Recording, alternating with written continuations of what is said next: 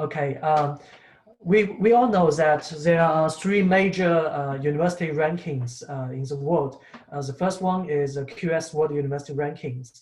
The second one is Times World University Ranking, which mainly focus on the UK universities. And the third one is the US News World University Rankings, which mainly focus on the US university ranking. And the QS World University Rankings, I think it is the one which has more preference for the Australian universities. So if you go to the QS World University Rankings, you can see it like this. And you can filter it by choose Australia. Then you can see all the universities in Australia. It's World University Ranking, such as the Group of 8 universities, and then like UTS, University of Newcastle, etc. And apart from the overall ranking, there is another one which is quite useful, is the subject rankings. Okay, so here you can see all the very detailed subject ranking, like for example, accounting and finance, the most popular one.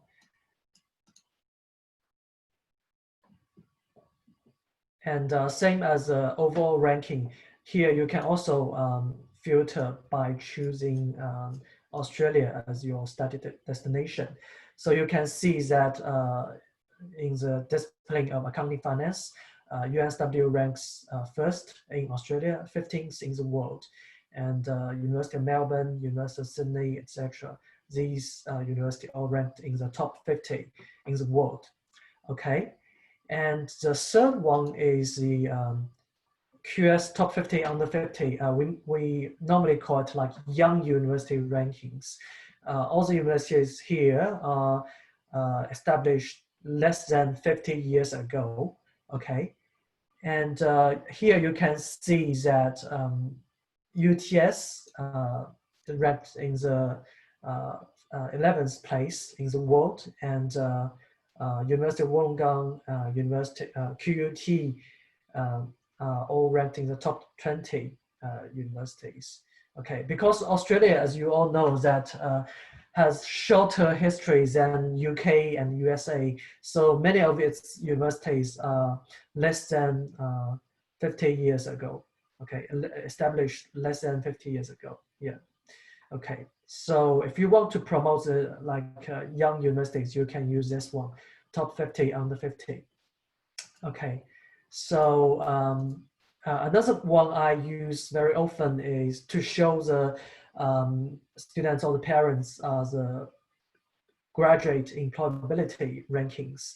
Okay, so University of Sydney and University of Melbourne, they ranked very high. Okay, as you can see, they are even higher than University of Cambridge or University of Oxford, which means students graduate from these two universities. It's very easy for them to find jobs. Okay, and other Australian universities include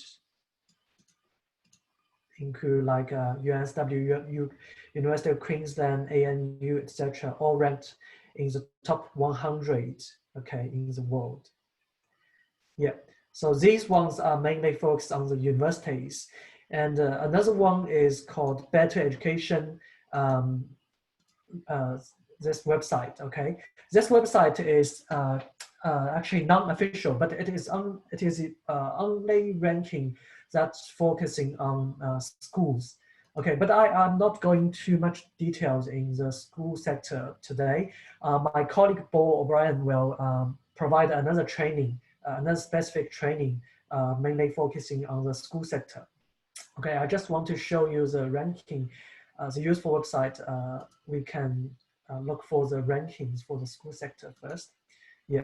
So like you can choose Victoria, New South Wales, QLD, Queensland, Western Australia, etc. Because I know many Vietnamese agent partners, you very often will have school sector cases. Okay, so this will be a very useful website for school sector.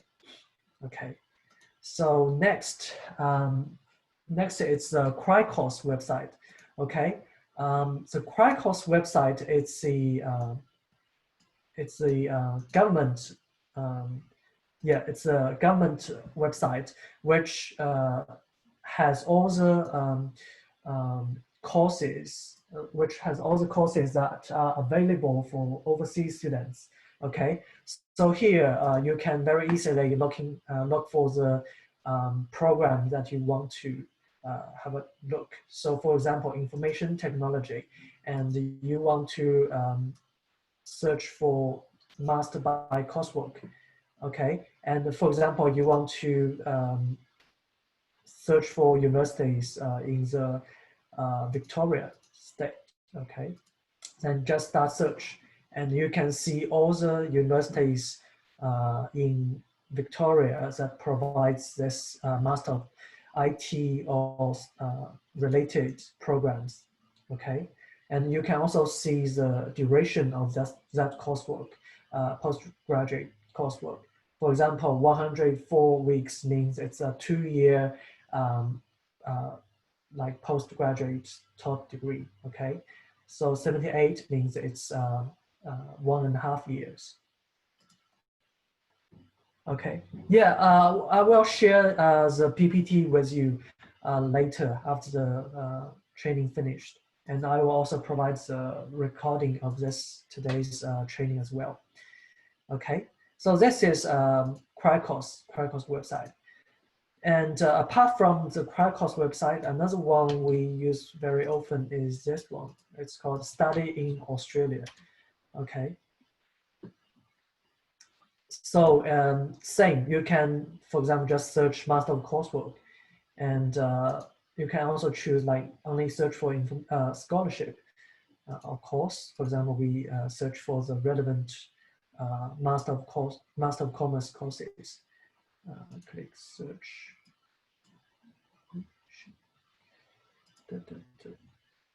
Wait a bit, it's kind of slow here. Yeah, while we're waiting for these, okay, it's coming back. Yeah, so this search engine is a bit different from the Qualifications website. So it will show you the course name first, and when you click in, for example, Master of Professional Accounting, then it will show you the institution name as well as the tuition fee, the duration, and if it contains some like work component, and so where it is delivered, like Parramatta or Kensington or Melbourne, etc. So you can try to use both and see which one you feel is more user-friendly. Okay. So apart from these two, each state has its own search engine, and it is used mainly for the bachelor courses, because some of you may know that if you help onshore high school, Australian onshore high school students apply for the bachelor degree, and then you will need to use these websites to launch the application. Okay, UAC is for students who want to apply for New South Wales as well as Canberra institutions. Okay, and this VTAC is used for applying for universities or colleges in Victoria. So same for QID, Western Australia, South Australia, etc. Okay, so within each search engine of each state, you can only search for the institutions which has campus in that specific state. Okay, so next let's look at the TAFE sector.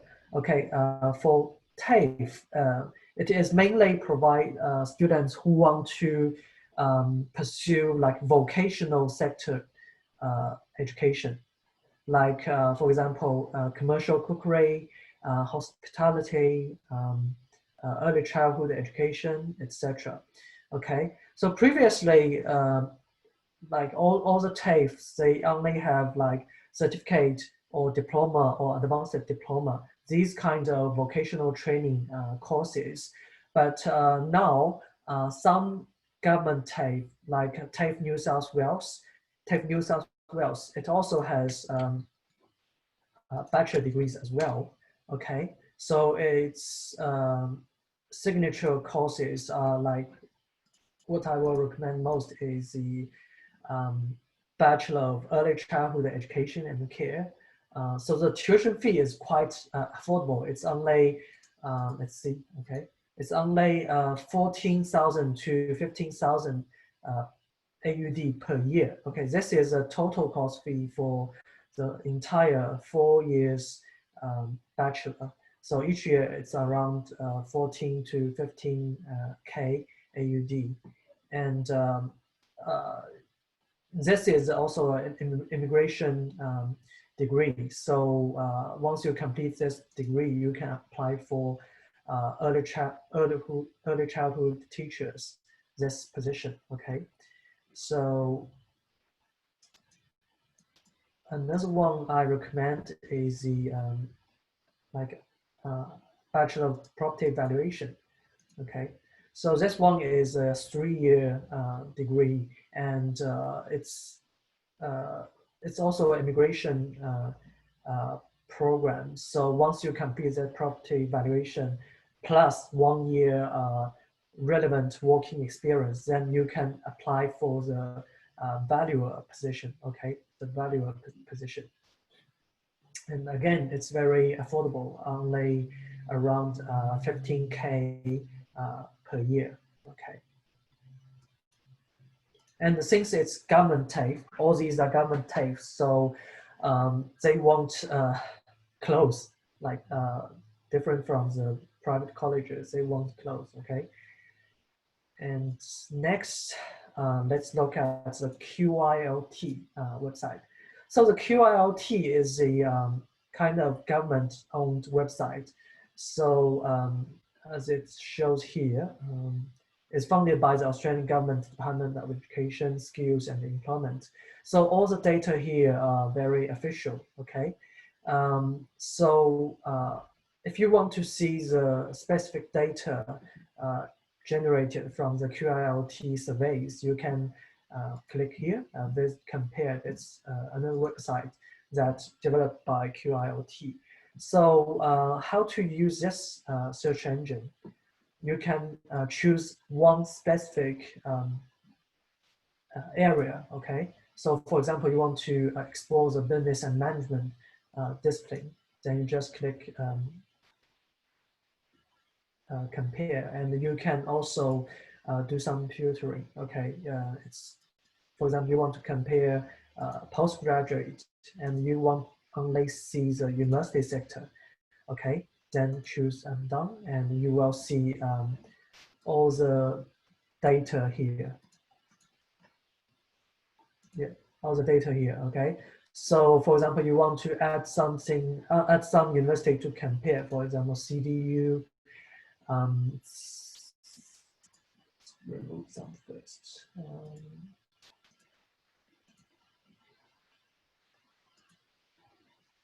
Just make,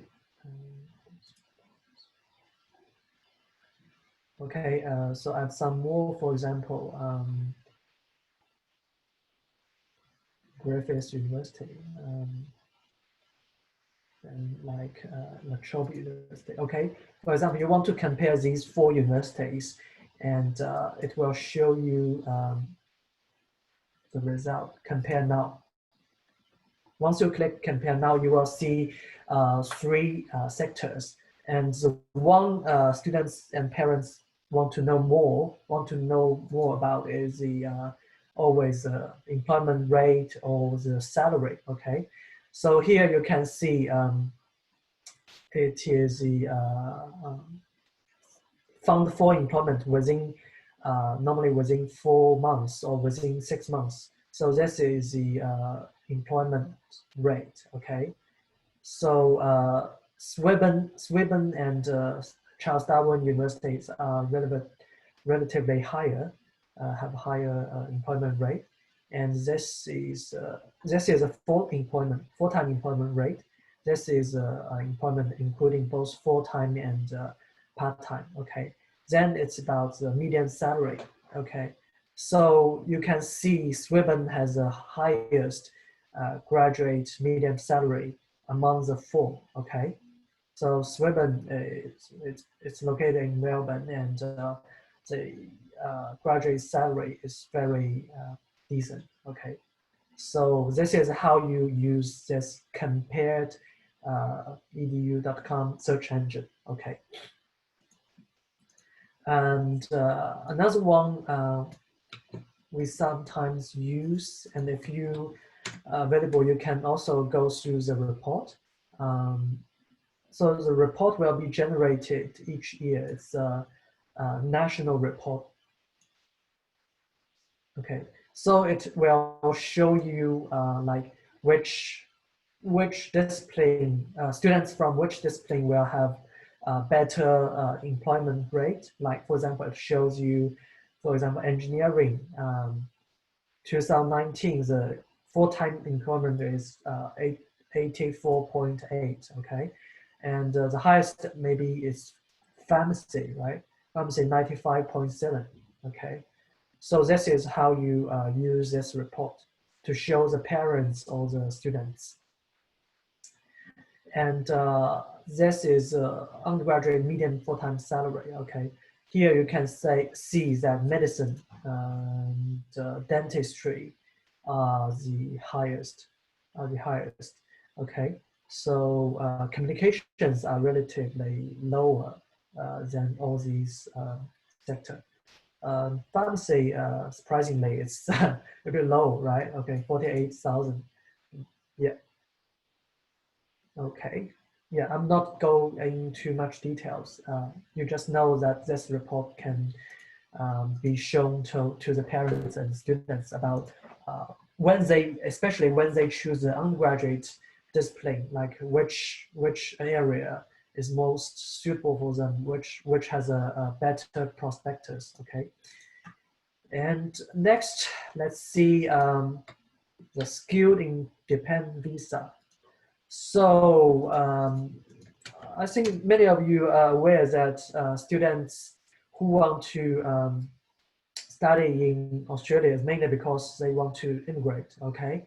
So now what are the most popular courses that we will recommend to our partners is first, you need to remember about STEAM, okay? STEAM means science, technology, engineering, arts, and mathematics, okay? So all the disciplines fall under these five disciplines are kind of easier than the accounting that the ones used to be, okay? So first one is science. So science you can find here. It includes many areas like agriculture and forestry science, chemist, food scientist, and wine scientist, environment scientist, etc. So all these sectors, it's relatively easier for the students to immigrate. And technology means usually means IT sector, information technology, okay, IT or computing sector. So if you study information technology or computer science, it can also be divided into many specific pathways. Like if you study software engineering, then you will fall under this specialization. If you studied like, for example, internet security, then it will fall under this discipline. Okay, and if you study like business information system, then it may fall under this specialization. Okay, this is how it works. Then it's engineering. Okay, engineering also includes many pathways. Okay, starting from here. You can see that chemical engineering or materials engineering, civil engineering, electrical engineering, okay? So what we recommend most is the civil engineering, because nowadays there are many infrastructures going on in Australia. Yeah, so there are big demand of civil engineers. Okay, and then it's the mining engineers. Previously, it's already moved out, but now it's in the list again. Okay, so mining engineering, what we recommend most is in Perth or Adelaide, because there are many mines in near Perth or near Adelaide. Okay, and other engineers like, for example, environmental engineers or like biological engineers, they are all under this pathway. Okay, as engineering professionals. Okay, then next is arts. Okay, arts include like actors, music professionals, artistic directors. Okay, these specializations. All these three specializations are included in this list earlier last year. Okay, so these three professions are pretty new. Okay, so you can see not many people apply for these positions.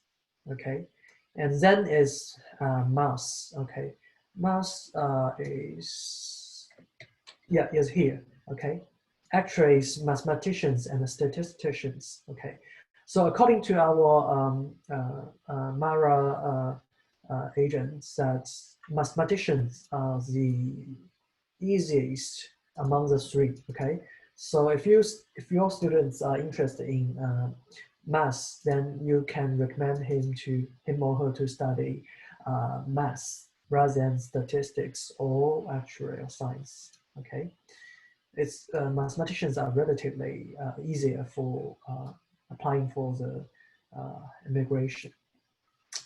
Okay, apart from STEAM, next is the education. Okay, early childhood education teachers or secondary school teachers are the two most popular education-related pathways. Okay, not primary school teacher, because Australia is not lack of primary school teachers. They are more in favor of early childhood education, early childhood teachers or secondary school teachers. And then it's the medical related pathways. For example, physiotherapists, like surgeons, okay, and like speech therapists, etc. These are medical related pathways, including the occupational therapists. Okay, these programs are normally very high in entry requirements, including the academic requirement as well as the IELTS, like as a language requirement. Okay, so nurse, previously it's very easy for immigration, but now no matter it's diploma of nurse or the bachelor of nurse, as long as it's recognized by the nursing and the midwifery board, then the registered nurse program, they all require IELTS 7 in each band now. Okay, you cannot be waived for IELTS requirement, or you cannot package with ELICOS. You must have 7 in all bands in order to meet the registered nurse programs requirement. So it's becoming quite hard now. So we recommend like the education pathway instead. Okay, even you even if you progress from foundation to nurse, bachelor nurse, for example, you still need to meet the IELTS 7 in each band. Whereas progress from foundation to Bachelor of Education, you do not need to take the IELTS exam again. Okay. Okay. Moving on, it's solicitors. Okay, either Bachelor of Laws (LLB) in short, or Juris Doctor (JD) in short, immigration programs. Okay, if you graduate from a 4-year Bachelor of Laws program or graduate from a 3-year Juris Doctor program, you can apply for the solicitor position. Okay, yeah. And next is social work. Yeah, or the psychologist's pathway. These two are a bit similar, but social work, I would say, is relatively easy for students to apply and apply for the program or apply for the immigration. Okay. Yeah, so these I'm missing one. Another one I might want to mention is valuer. Remember, I talked about the Bachelor of Property Evaluation, right? So the Bachelor of Property Evaluation can go for this pathway, valuer pathway. And another one is the architects or landscape architects, and also the surveyor. Okay, so surveyors, students who want to apply for the surveyor migration pathway, you need to undertake programs related to construction management, either Bachelor of Construction Management or Master of Construction Management. Okay, so let's sum up. It's like STEAM. Okay, STEAM includes science, technology, engineering, arts, and mathematics. Then it's education. After education, it's like medical related pathways. Then it's solicitor, like law, okay, like lawyer, like, and then psychologist, social work, valuers, architects or landscape architects, and finally it's surveyors. So all these programs are what we recommend now for students who are interested in immigrate to Australia. Okay, so the accounting is quite difficult now, okay? Unless you are willing to study in the regional areas, then you still got a chance, okay? Okay, next, we'll talk a little bit about the AQF, Australian Qualifications Framework.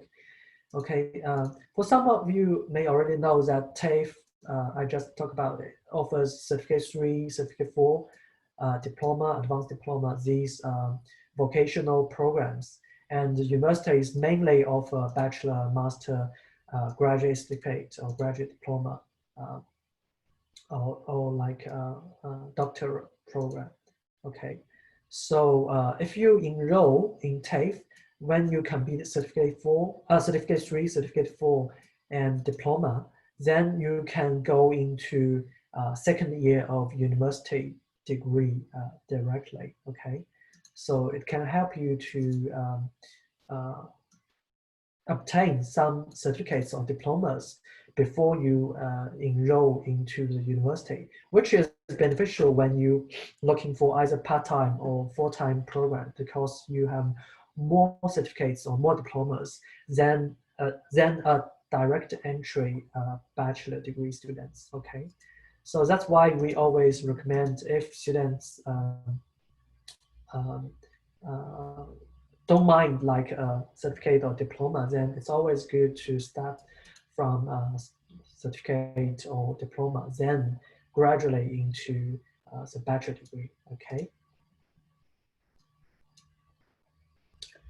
Okay, next, let's talk about the map of Australian universities. And here I want to mainly talk about the regional areas. Okay, first I'm going through the capital cities of each state. So as you may already know that Sydney is a capital city of the New South Wales, and Canberra is a capital city of the territory called Australian Capital Territory. So you need to bear in mind all these states name, also the abbreviations of these states names, because you will see them very often. Okay, yeah. So as it shows here, most of the universities, they are based in the east coastal areas or the south. Okay, So west, it's only Perth and around like Fremantle area. Okay, so yeah, I want to mainly focus on the regional areas because, as you may know, since November last year, all regions except Sydney, Melbourne, and Brisbane, these major metropolitan cities, all other areas are classified as regional areas now. Okay, I will talk about that question later. Yeah, so all the regional areas, they are again divided into two categories, category 2 and category 3. Okay, category 2 includes these capital cities of like regional states, like Perth is the capital city of Western Australia, Adelaide is the capital city of South Australia. Then Gold Coast is in Queensland, as well as like Sunshine Coast. Yeah, yes. Then it's Canberra is a capital city of Australian capital city, Australian capital territory. Okay, and then the Newcastle, Wollongong are also newly added into the regional area list. Previously, Newcastle and Wollongong, they are not classified as regional areas.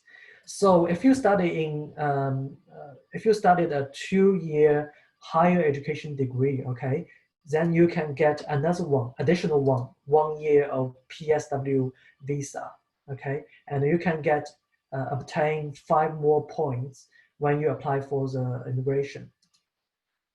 And for category 3 regional areas, you can obtain 2 more years of PSW visa, yeah, which is very attractive for some students who mainly want to work and then immigrate to Australia. Okay, so the cities we recommend most, including Townsville, Cairns, Rockhampton, Darwin, Launceston, etc. Okay, so these are the estimated cost of living in these cities. So as you can see, if you are willing to study in such as Darwin or Townsville or Cairns, the cost of living is much lower than in the metropolitan cities. Okay, can save you a lot of money. And also, if you are willing to study in the regional areas, the pay, the salary is actually is higher than in the cities, because in the cities, the employers can always find quite many students who are willing to do part-time or full-time. But in the regional areas, why we call it regional areas, because the population there is much more less than in the cities. So the payment, especially the part-time payment, is very good. It's very good. Normally it start at least from $20 per hour, but in the cities, even the government regulation, the employer need to pay at least 19.6 per hour, but many students get less payment. Yeah, normally start from $12 or $15. Okay, so if your students are from like middle class, or they're not that rich, then you can always recommend them to study in the regional areas. Okay, so this page I summarized all the universities that have campuses in the regional areas. Okay, so you can go through it when you are available. Okay, I'm not going to all the details. Right, then it's about the application procedure. Normally we will collect the documents from you guys, and we will launch the online application. and we will obtain the conditional offer from the university first. Normally, it's a conditional offer. But if your students already graduated from high school or already had the qualified IELTS score, then we can help him or her to obtain the unconditional offer directly. Okay. So if your students have conditional offers first, then when he or she meets all the conditions listed in the offer letter, then we help him or her to change to unconditional offers. And after that, your students will pay the deposit and as well as the OSHC, overseas students health cover. Okay. And once we submit the payment evidence to the universities, we will get the COE, confirmation of enrollment for your students. Then either you or we can help your students to lodge the student visa, and they will finally arrive in Australia. Okay, so this is a very common application procedure. Okay. Okay, now I will talk about the temporary graduate visa. So the subclass 485 temporary graduate visa are for students who complete study in Australia. Okay, so the first one is called graduate work stream. It's a 18 months visa, while the second one is called PSW visa. Okay. So the first one is for students who studied only 16 months course, okay? And the course can be a degree or diploma or certificate. But you need to remember the degree or the diploma or the certificate need to be related to this medium and long-term strategic skills list, okay? Okay, so this list you can see here. So when you click the super link, you can see this page. Okay. So here you can see list. It's a like regional occupation list, or short-term skill occupational list, or it's medium long-term skill skills strategic skill list. Okay.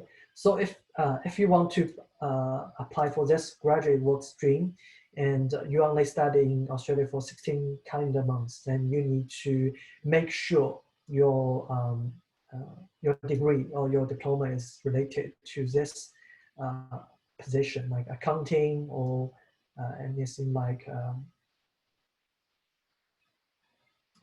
engineering, etc. Okay, so to be easier, you just click the 189 okay, visa.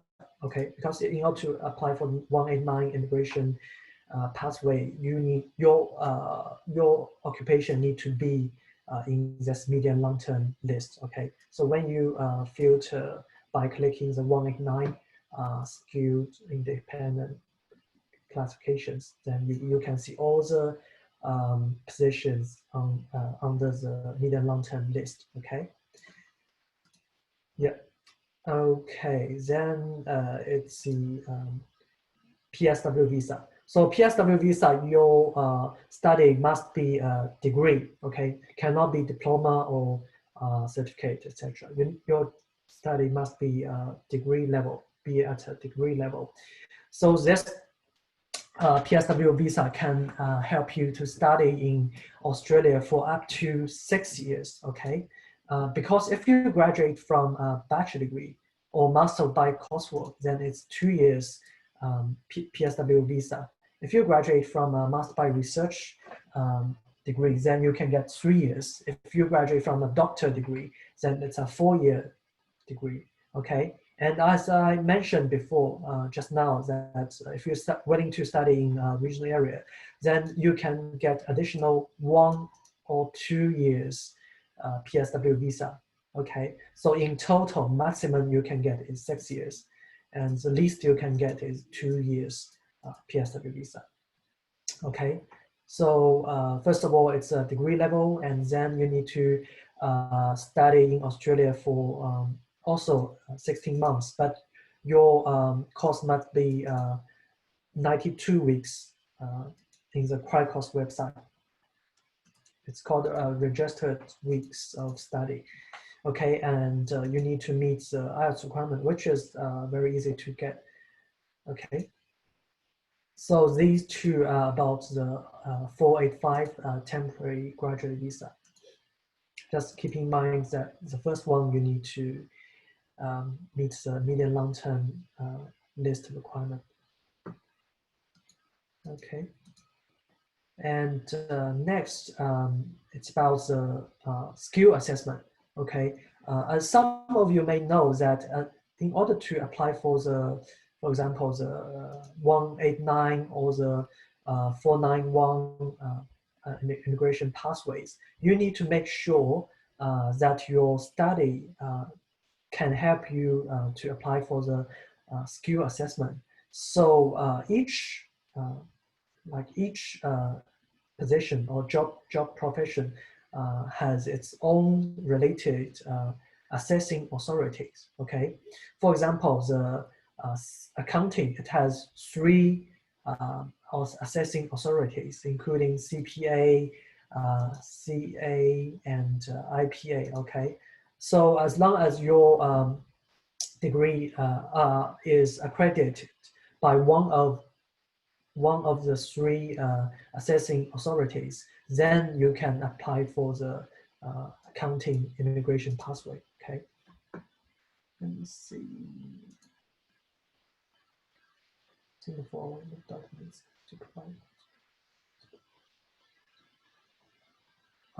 Okay, for all like immigration or visa related matters, my colleague who is a MARA agent will provide another detailed training regarding the like visa and immigrations. Okay, we'll arrange sometime end of this month, I think. Okay, so for example, if you want to apply for the teaching pathway, then you just click here. So we have all summed up all the very common. Sorry, this is this is ACS. I think okay. This is ACS. Let's use ACS for example, Australian Computer Society. Okay, so if you want to study, for example, in Edith Cowan University, then it will show you which specific programs are accredited by the ACS body. Okay, so Master of MIS, Bachelor of Computer Science, Bachelor of IT, Bachelor of Science, etc. All these programs offered by Edith Cowan University have been accredited. Okay, so which means as long as you graduate from this specific degree, then you just submit a very easy application and you can get assessment done. Okay, so it's very important to make sure that your student's degree, the student's programs are accredited by the specific assessing bodies, and same for education. Okay, so if you want to search for graduate programs that focus on the secondary education, apply. So graduate entry, okay.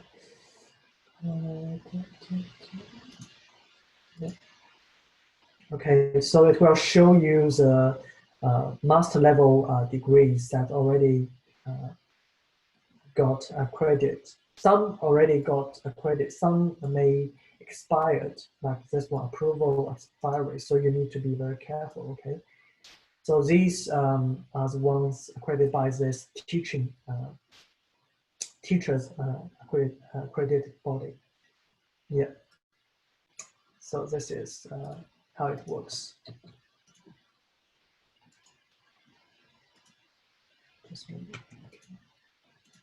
Okay, so if you want to know more about like which position is accredited by which assessing authorities, you just still go back here.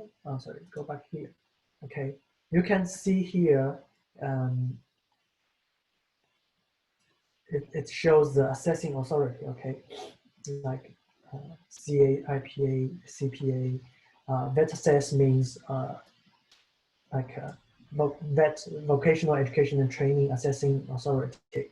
This means vet assess. Okay, this is accredited by Engineers Australia. Okay, so like as I mentioned, you need to make sure that your students choose a program that is already accredited by a certain assessing authority. It's very important for your students' future immigration application. Okay, then it's about the costs. Normally for the group of 8 universities, the tuition fee is ranging from 30K to 50K dollars per year, okay? Especially the engineering related programs are the most expensive one. And arts or social science degrees are relatively cheaper, okay? So the tuition fee for the non-G8 universities, the tuition fee ranging from 20 to 35K per year. And for the government TAFE, the tuition fee ranging from 13 to 20K per year. Okay, for some private colleges, the tuition fee normally are very cheap. Okay, from 8,000 to 12,000 per year.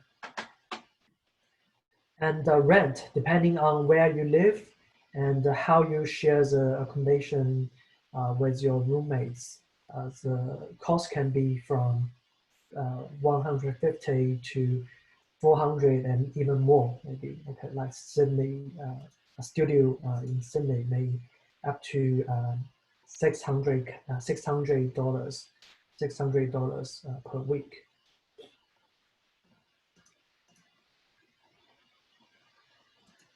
Okay, I will answer it later. Okay.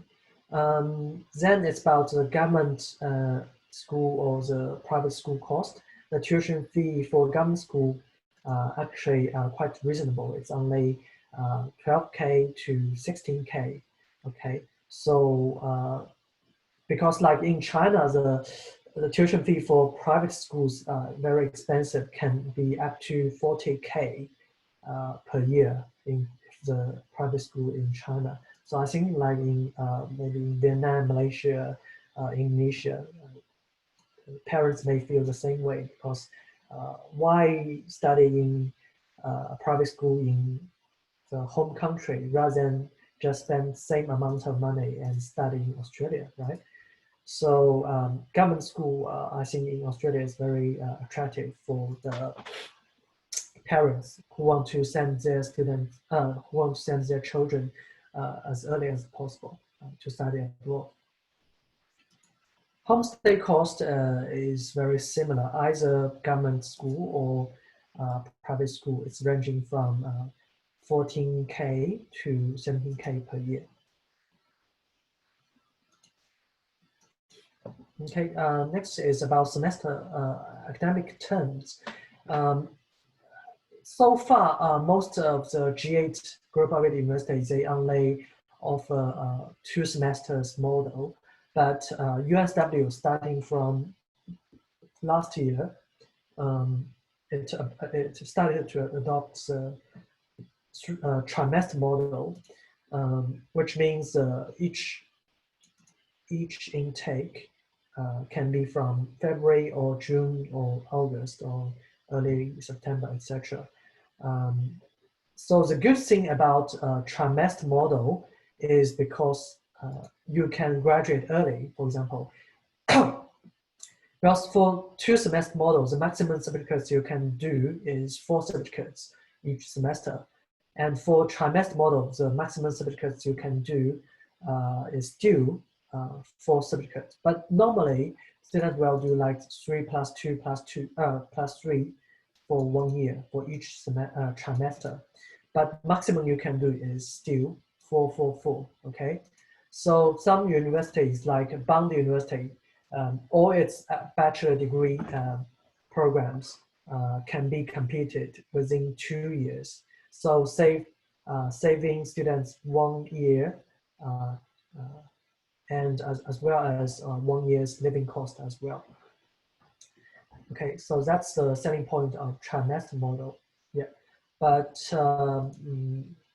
if you choose the 4 certificates each trimester, then your study pressure is very high. Okay, so unless your students can study very hard, otherwise we won't normally recommend them to study 4 certificates each trimester. Okay.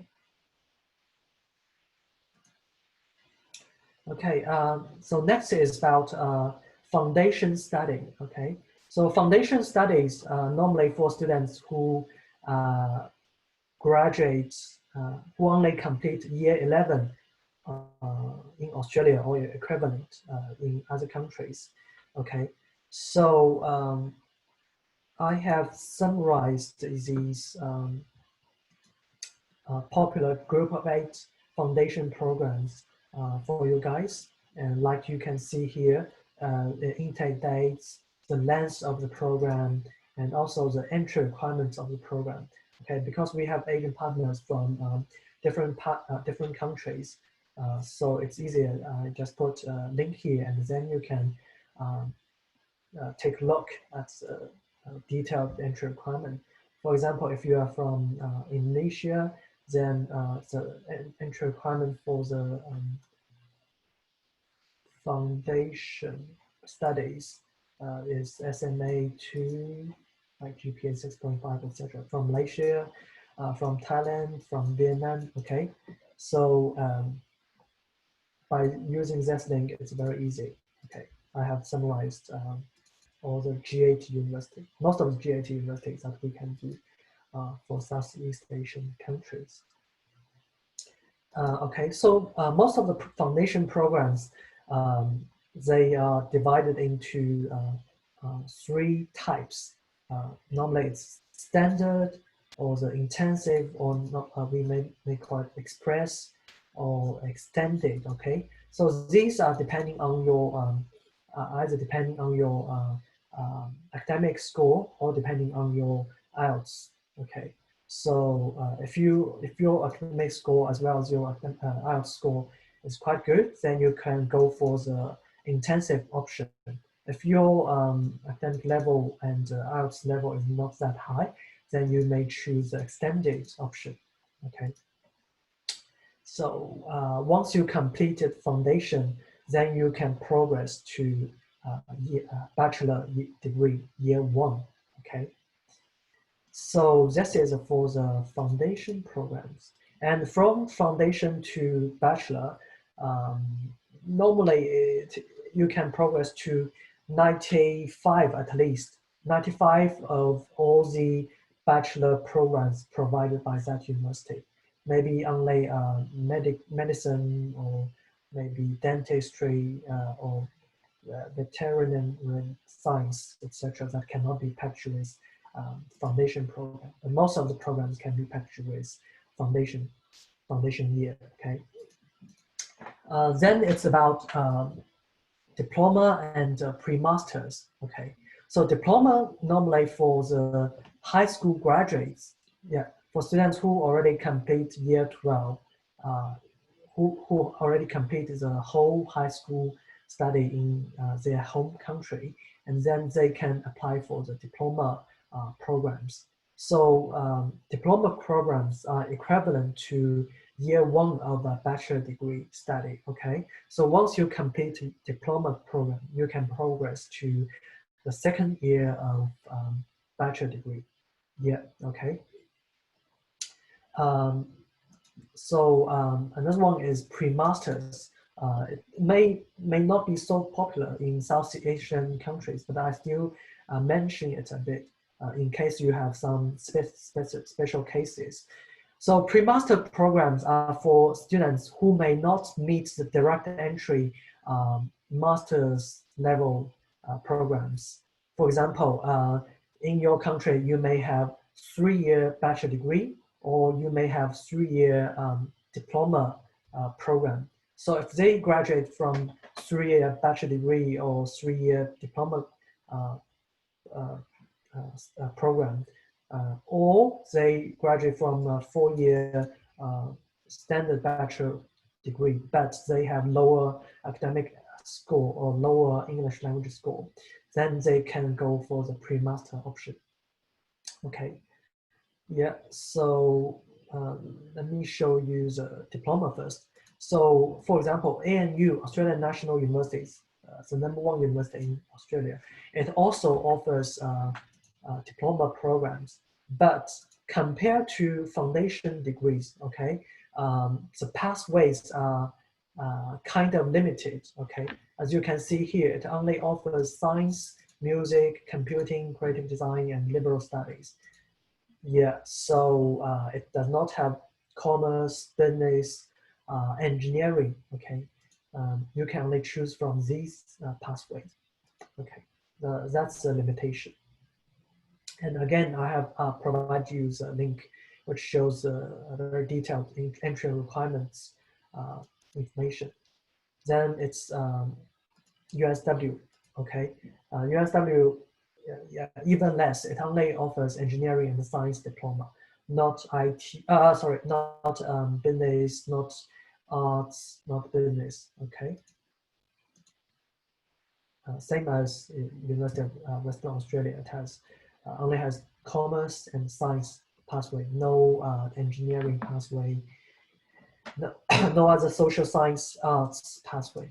Yeah.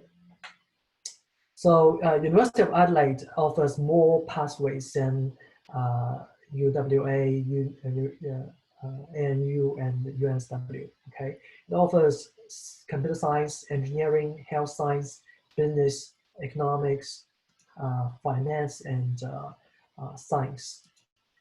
Okay, and yeah, its diploma programs has 3 options, ranging from 15 months to 12 months to 9 months. Yeah, again, depending on your academic score as well as your English language score, then you need to choose a relevant option. So University of Adelaide, it's it is only group of 8 universities that offers a pre-master degree, pre-master program. Okay, so if your students want to are very eager to apply for G8 universities, but they have like kind of low academic score and the low IELTS score, then they can try this pre-master program offered by University of Adelaide College.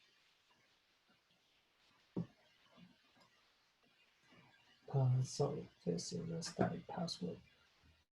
So here you can see which pathways students can choose from: finance, accounting, innovation management, arts, and public health as well. So these are pathways. Okay. Okay, and like the University of Adelaide College's pre-master program can actually, yeah, actually it can still make the students complete the entire degree within the same length as direct entry master degree. Okay, as you can see here, the pre-master, it's only 1 semester or 1 trimester, and once you complete the pre-master, you can enter into the second semester of the master degree directly. So if it is a 1.5 year master degree, then it's half year pre-master and then 1 year master. Okay, so still in total, it's only still is 1.5 years. Yeah, okay. But if you graduate from a 3-year diploma like level or like a 3-year bachelor level, then you must package another graduate semester before that.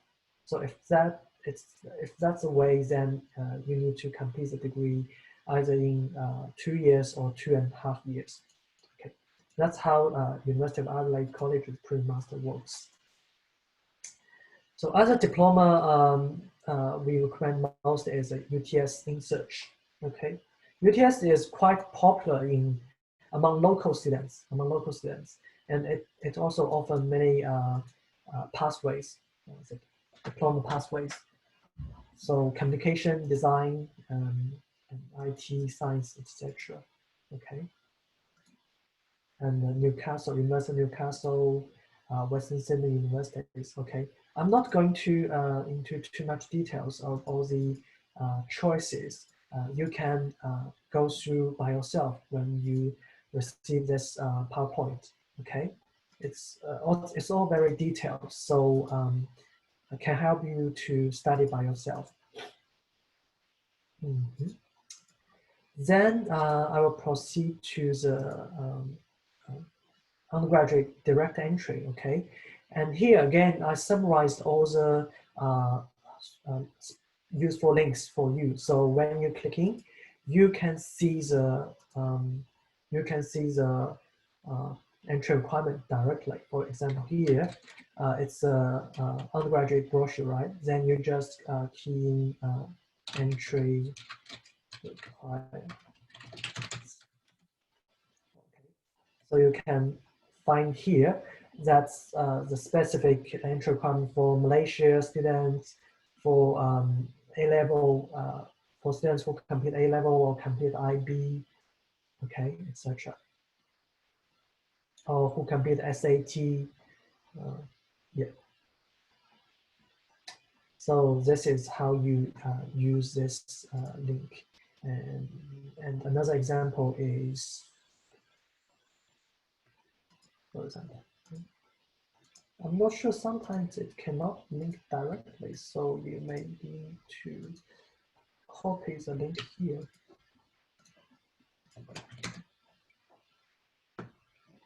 So University of Tasmania, you can see here, for example, Indonesia, students minimum entry requirement is overall average of 8.9.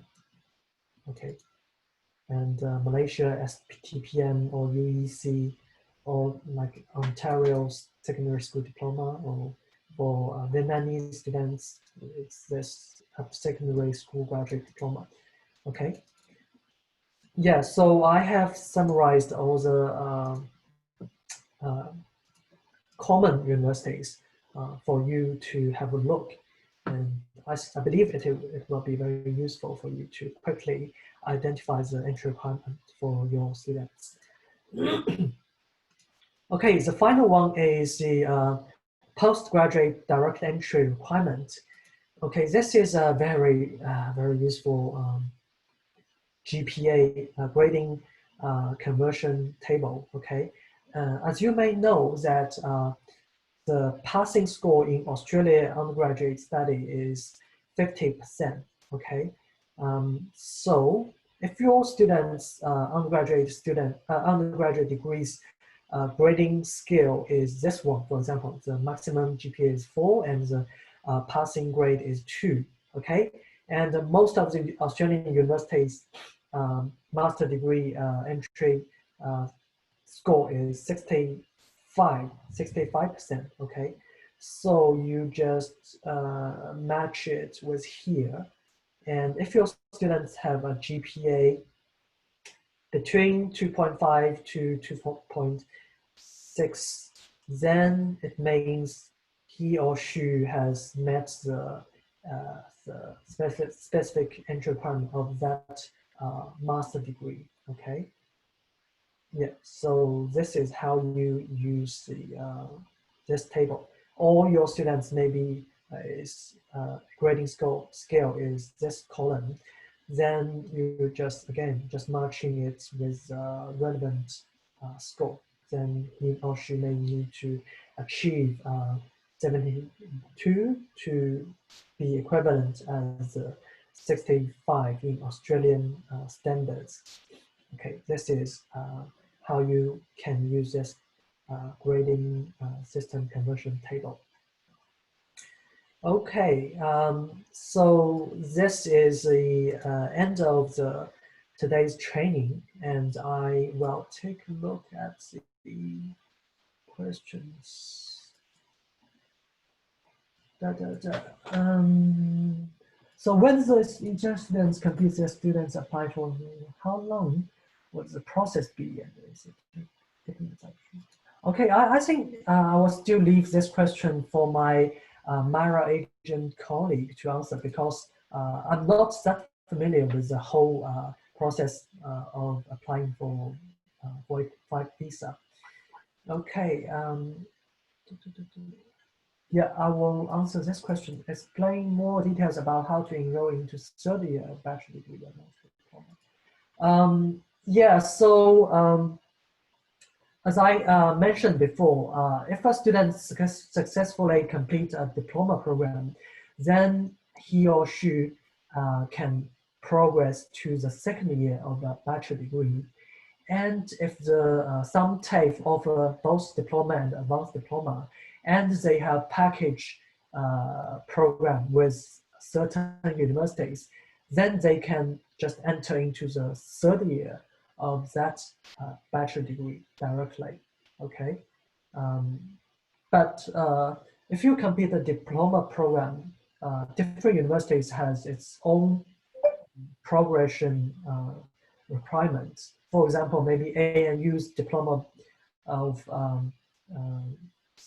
science. It requires you to have a 65% score in order to progress to year 2. But some universities may only require you to reach a passing score, for example, 50%. Then you can enter into the second year of bachelor degree directly. Okay, so that's depending on the universities, and you can always check with us if you are not sure about the progression requirement. Uh, yeah, okay. Okay, thanks all guys. And if you have any more questions, you can maybe unmute yourself and ask, or you just type in the your question in the chat box or the Q&A box as well. If you don't have any more questions today, and I will send you the PowerPoint and the recording of today's training first, then you can review it again and let us know if you have any more questions. Okay, thanks all for attending today's webinar, and my colleague Bo will bring you the webinar focusing on the school sector sometime maybe this month, and my Mara agent colleague will provide you the immigration related webinar. Okay, thanks all. Mike. Yeah. Hey, Mike. Yeah. Yes, I can do it right now, the schools. I think I'll cover a little bit of schools right now anyway. I think there's a few, I can see a few agents here that would like to do the schools now. So I think I'll spend some time doing that right now. If you just allow me, I think you have to allow me to share my screen and share my video as well. Yeah, okay. You can share now, I think. Okay, perfect. I think you might have to, for my video as well, I think. For your video, I think you just share your whole screen, then share your desktop, then you can show the video. Oh, I just meant my video from on me, but it doesn't matter, it's fine. Okay. Well, hello everyone, and thank you for all of your time for Mike's detailed presentation. You know, it's fantastic that we have someone like Mike on the team who's had so many years experience in the study abroad industry. So yeah, I hope you certainly got a lot out of that, and we will definitely share that PPT with you very, very, very soon. So today, yeah, a few of you have asked about school sector.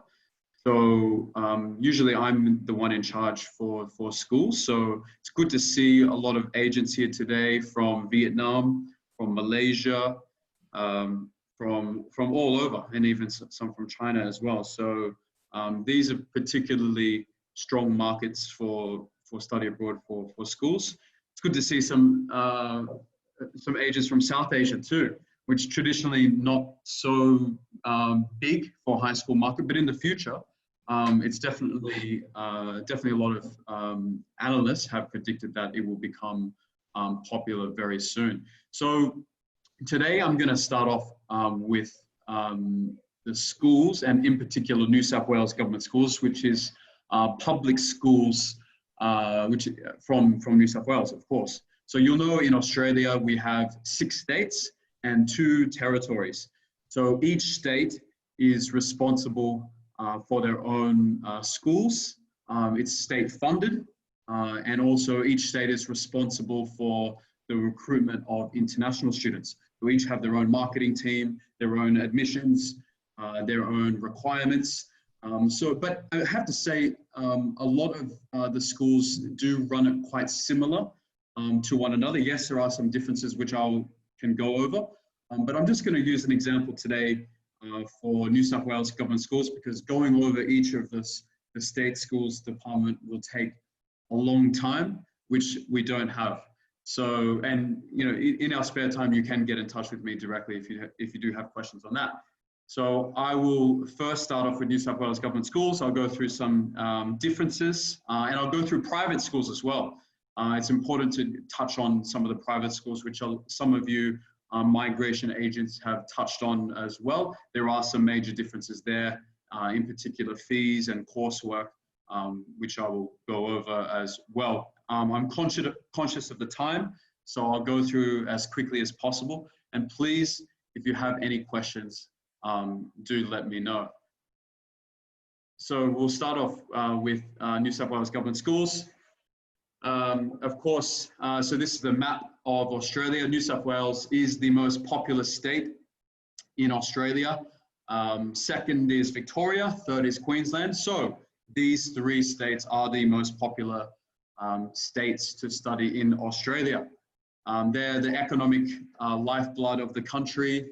The population is strong there, and they have a large diaspora of people from overseas, particularly from East Asia, Southeast Asia, and beyond. So naturally, a lot of people would like to go study in these states.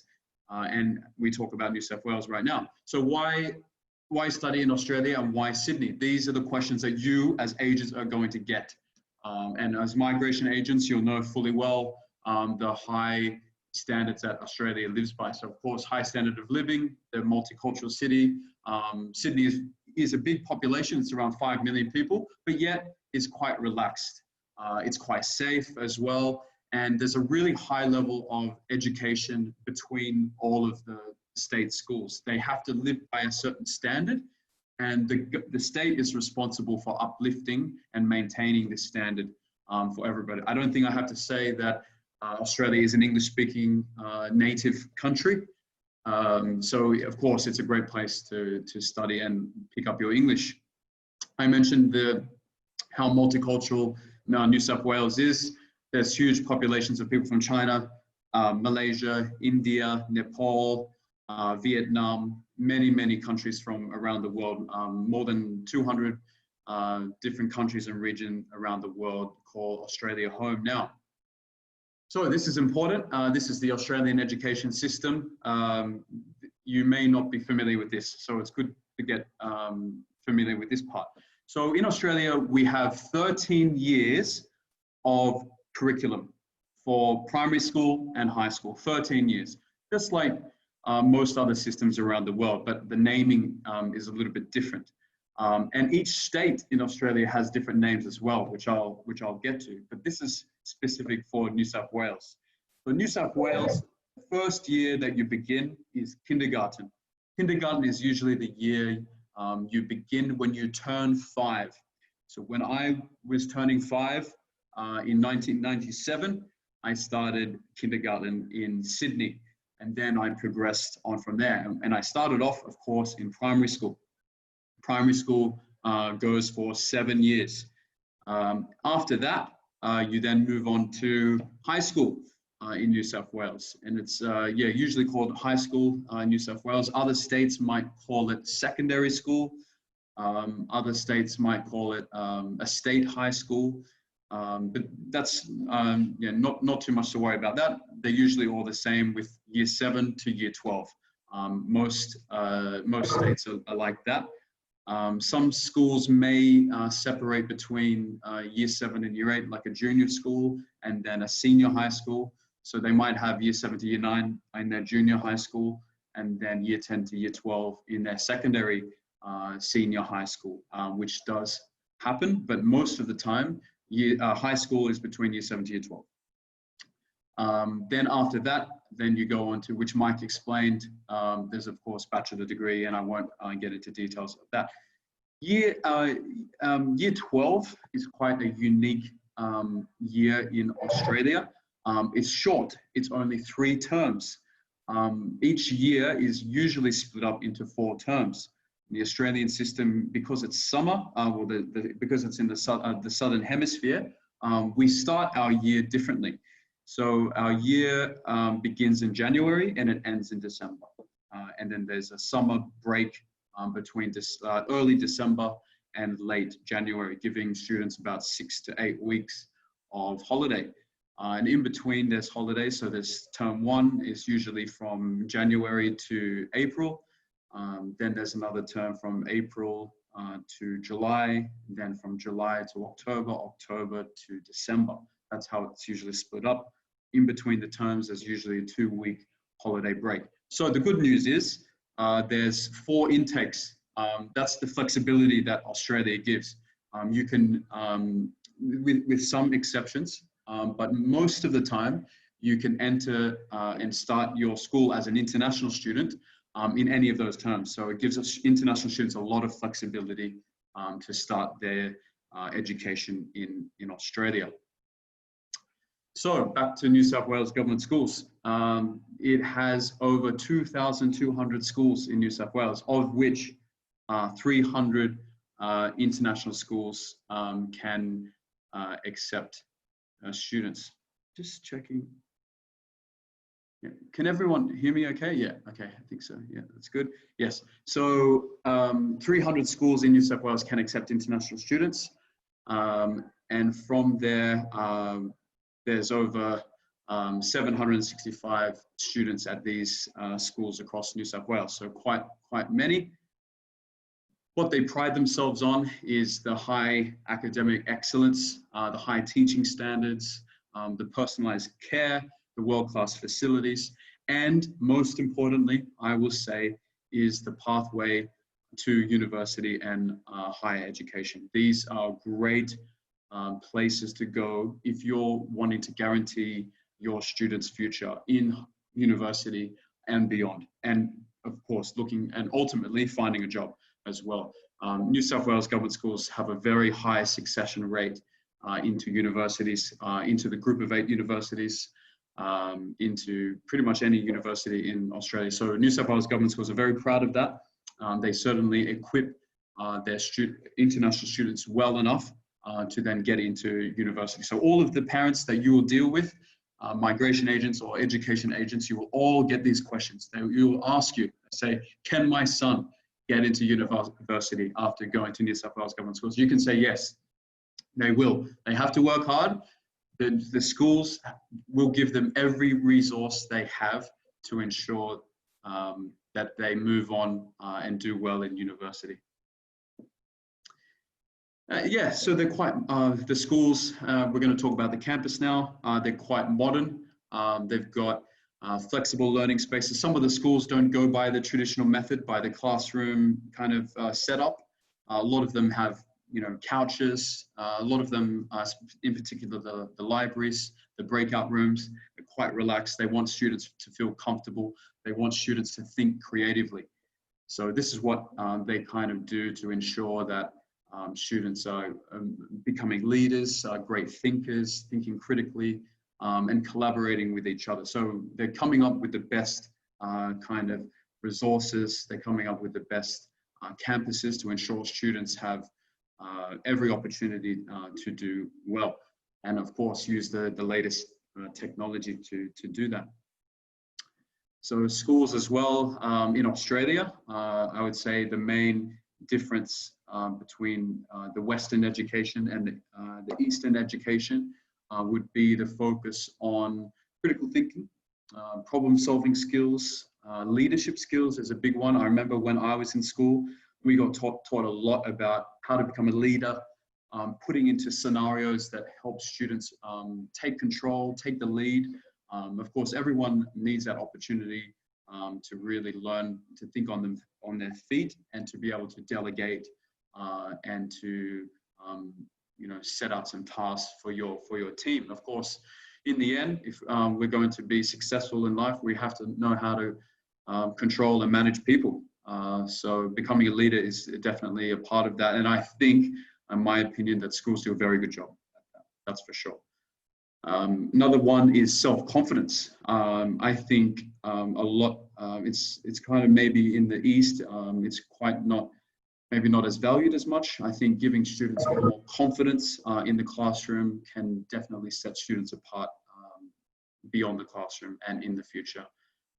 They certainly, with confidence, we're able to aim high, we're able to dream, we're able to think big, we're able to try our hardest and move forward to where we want to go in life. So I definitely think if parents are asking you about the benefits of studying in Australia, please mention these skills. These are really important skills that I think you definitely do pick up when you're in Australia, particularly, as I said, the leadership skills and the self-confidence that you pick up. They really do help nurture the students well there.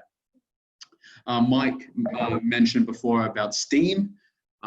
Yes, even in high school, they focus on STEM or STEAM.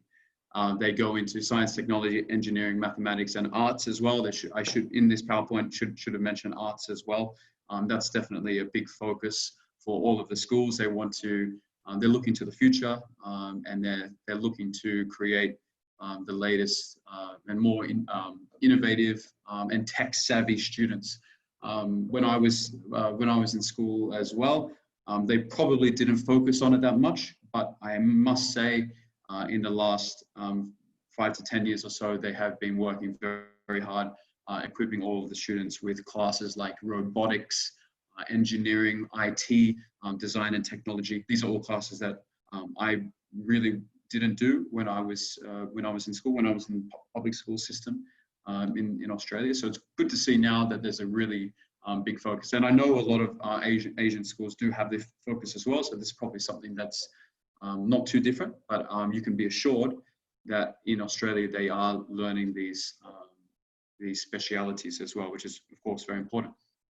Another thing as well are the global opportunities that students have in class. A lot of the schools as well will have programs or camps or opportunities to go abroad for 2 weeks. I remember at school there was an opportunity for a couple of weeks study abroad in Pacific countries or in Asia. It might have been for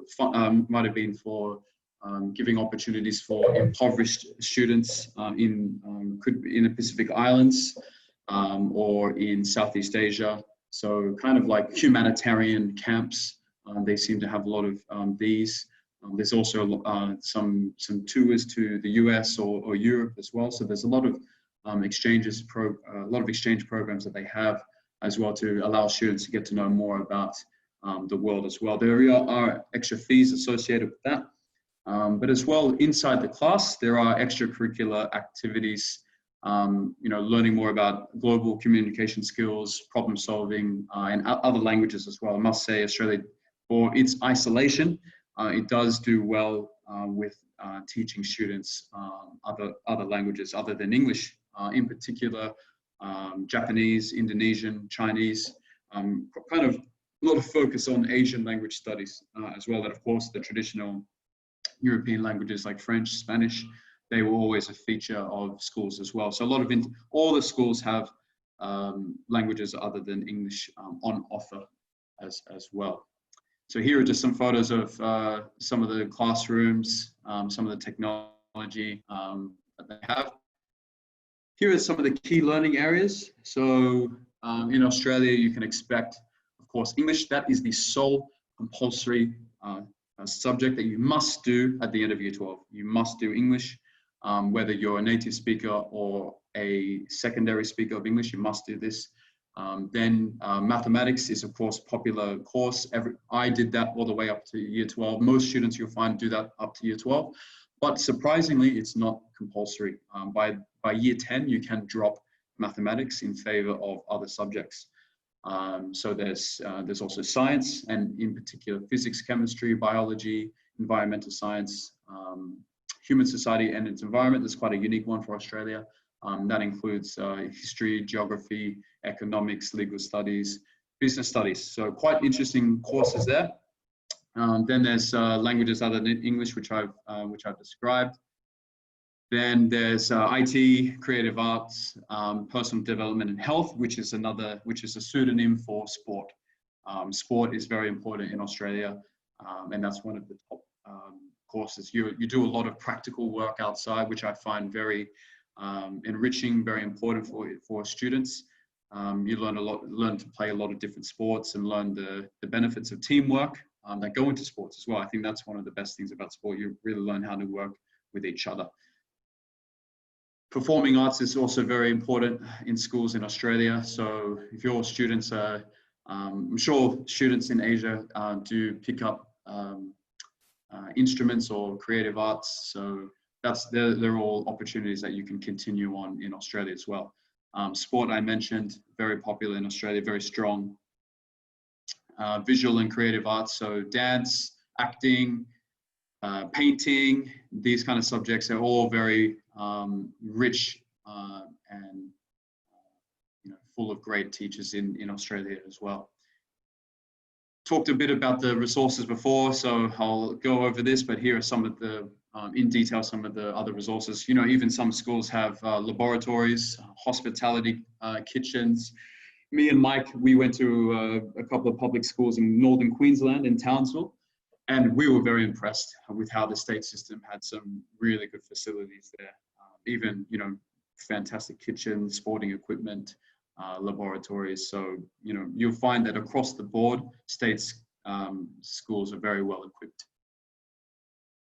Student support. This is another one that parents often ask. They'll ask what kind of support will they get, in particular when students get into trouble. Maybe they're having some mental struggles, maybe they're having some confidence struggles, maybe they're thinking about their future and their progression onto university. And I think schools do a very, very, very good job with coordinating and helping students with support and assistance, and really get them back into the right state of mind, helping them with any personal problems. A lot of the counselors were international students as well. A lot of the counselors will be, yes, from Chinese background, Indian background, Vietnamese background. So they will help students with their native language as well, which I think is most important. I know if I was studying overseas, if I had a problem, I know I myself would want to get the assistance from someone in my native language as well. So schools do a very good job with this. This is absolutely fantastic. And students should be given every assurance that they'll be well looked after. I think I'm going to go through this right now, yeah, schools, international students perform very, very well in Australia. Some international students even score the highest grade for their HSC. Now, the HSC is the curriculum in New South Wales. Australia is quite unique in that the curriculum, there's no national curriculum. There is a curriculum each state. As I said before, the states are responsible for funding and the allocation of resources for education in Australia. So they are responsible for that, and therefore each state has a different curriculum. New South Wales being it's called HSC, which is short for the Higher School Certificate. And what you get is when you do your HSC, that your final score is determined by your ATAR. So the score is called the ATAR, the Australian Tertiary Admissions Rank. And that's a score out of 99.95. That's the highest score. And even international students have got this score, which is just incredible to think that someone in their second language is beating so many other students in their native language. 99.95 means, because it's a rank, it means that you're beating 99.95% of the population that did the test. So, you know, that's to be in the top 0.5% of the cohort is an incredible achievement, and you're beating many native students and exceptional students from Australia as well. So international students perform very, very well. Okay, I think that's all I wanted to go over here. I'm next going to move on to this very important sheet here. I'm going to go back here. Hang on a sec. I just want to share something. Okay. So you can see this PowerPoint here. As Mike went over before, there are some, for schools, there are some very useful websites as well. So either for public schools or private schools, this is a really big, these kind of 5 websites that I've listed here are really essential for learning about schools, or in your own time, looking at the large database of schools. Because when we're talking about schools in Australia, we're talking about over hundreds of schools to compare. So these websites are really do a good job of comparing schools and looking up schools in a certain location. And I'll get into these details right now. So go to the first page here. 1 second. Okay, you can all see this page here. Let's see. Okay, great. So this is a website called the Schools Guide, and it's an Australian website that has a database of every primary school and secondary school in Australia. All you have to do is type in the school name, or the state, or the suburb, or the postcode, because a lot of you, when you get an inquiry, someone will say, "Oh, hello, Bo. I want my son to go to Knox Grammar School." You might not know what that is, so you can learn. All you have to do is type in. I've typed in the Knox Grammar School, so it will come up like this. You'll see Knox Grammar School. It's in New South Wales. It's in the Sydney northern suburbs. It has about us. So the school is located in Wahroonga, which is in the northern suburbs. It's a K-12 school, so kindergarten to year 12, like I said. That's quite a unique school as well, to have kindergarten all the way through to year 12. There's no IB on offer, and it accepts international students as well. And a uniform is compulsory. You find in Australia, most schools, it is compulsory to wear a uniform. It has school fees here, location. So this is really good resource to use. Then there's this. Then there's the schoolcompare.com.au website as well, and this is really fantastic. I think if you've got time, you can take a look at this. So for those of you out there, you might get an inquiry that they might say, okay, look, I've got a boy, or I've got a family moving to Australia. They've got a boy about 13 years old, and they want to go to Australia. That's all you're given. So you can type into this website here. There's got 4 stages. So let's look at this. So let's say I'm a male. I want to go into year 7, and I want to go to school in Australia. Let's go next. Okay. So then you can put in some really detailed information. If you're looking for a boarding school, you're looking for, maybe you're looking for a co-educational school. Maybe some parents, they're not confident with an all-boys school. So let's go with a co-ed school. Let's take this away. Then you can check all of these this information about the school to your liking. Then you can check the location. Okay, my client wants a co-educational school. They want to be in New South Wales, and they're looking for a school from year 7 to year 12. So I've checked all of this, or it could be from kindergarten all the way to year 12. I could do the same as well. So yeah, let's do this next. Okay, what programs do I want? I'm looking for a school that's good at sport, looking for a school that's good at debating, because you'll get these questions. They'll say to you, I want a school that's really good at sport. I want a school that's really good at music. Okay, let's check music. Let's check creative arts. Let's see this. Okay, that's good. Maybe religion. Maybe a lot of international students don't really care. So let's not check that one. STEM's really important. So let's check this one. Facilities. So let's check tennis courts, multi-purpose sporting courts, heated pool. Yeah, let's check that one. Library, gymnasium. Let's submit. Let's see what we get. Please wait. Okay, what do we get? Okay, so we've found 20 schools for you. Based on all of that information that I put in, there's 20 schools. So you can see the full profile of the school here. So you can see this school, Moriah College, no boarding. It's in Bondi Junction. It's a co-educational school. It's a Jewish school. Then there's Kinross Walleroy. It's in Orange, which is a country town in Australia. The Armidale School, another country town, and so on. Scroll right for more. Let's see more. Oh, is it working?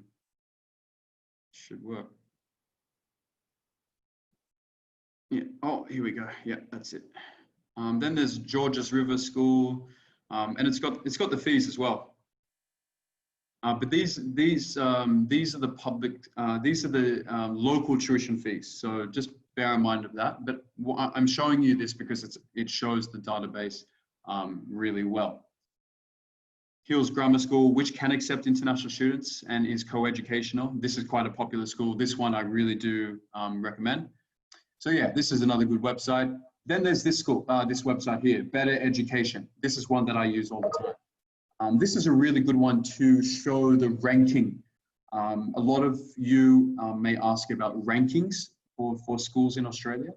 So this is a really good one for ranking because parents really do care about that. So what you can do, on the far left here, it's got a tab where you can check the school rankings. Then you can look at the secondary option. Most international students are looking for secondary schools. Then you can look at New South Wales. And then as well, you can compare schools. So what I've done, I've gone ahead and I've looked at some popular schools in New South Wales to compare. So I've got some public schools and I've selected James Cook Boys High School. I've selected Cogra High School, Sydney Secondary College, the King's School, and Meriden. So I've got some private schools, got some public schools. Let's compare. Great. So here are the 5 schools. So it's straight away, you know, a lot of you'll get these inquiries. They might say to you, look, I'm interested in these 5 schools, right? So they might ask you, tell me more about them, tell me their location. So this is it. So you can put these schools in the website, and then you can see how they're rated against each other. So you can see Meriden School, the King School. They are 2 of the top private schools in not only in Sydney but in Australia. They score 99 overall. That's one of the highest rankings for better education that you could get, and that's based on their English performance and mathematics performance in the high school certificate. Meriden's in Strathfield, which is not far from the city, and the King's School is a boarding school in North Parramatta. So that's also a really good option as well. Then going down, we've got the state school. Sydney Secondary College is a state school in Rozelle, which is not far from the city. That does well as well. 93 is quite a good score. Does very well for mathematics. And then further down the list, you've got James Cook Boys and Cogra High, which are scoring 77 and 76 respectively, which are quite, I'd say, mid-range school. They do, resources are quite good.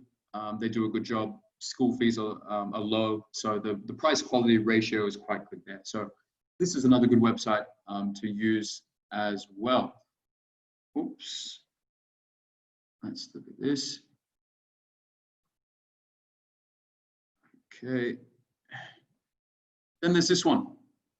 This is the last one I'll show for school's website. This one I really like because this one, this is the quickest one for searching a suburb. This is another one that you'll get as well.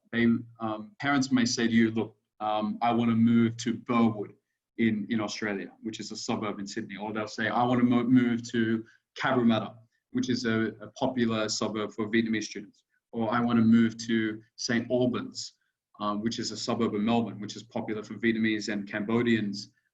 So a lot of you, the parents will say, they'll tell you the suburb because they know maybe they've got family there or maybe they're migrating there. So this is a really good one as well. So let's type in Burwood, and then you can select the radius as well. So let's look at schools within a 10-kilometer radius. Let's do that. We don't even have to put in the school name. We can just say Burwood.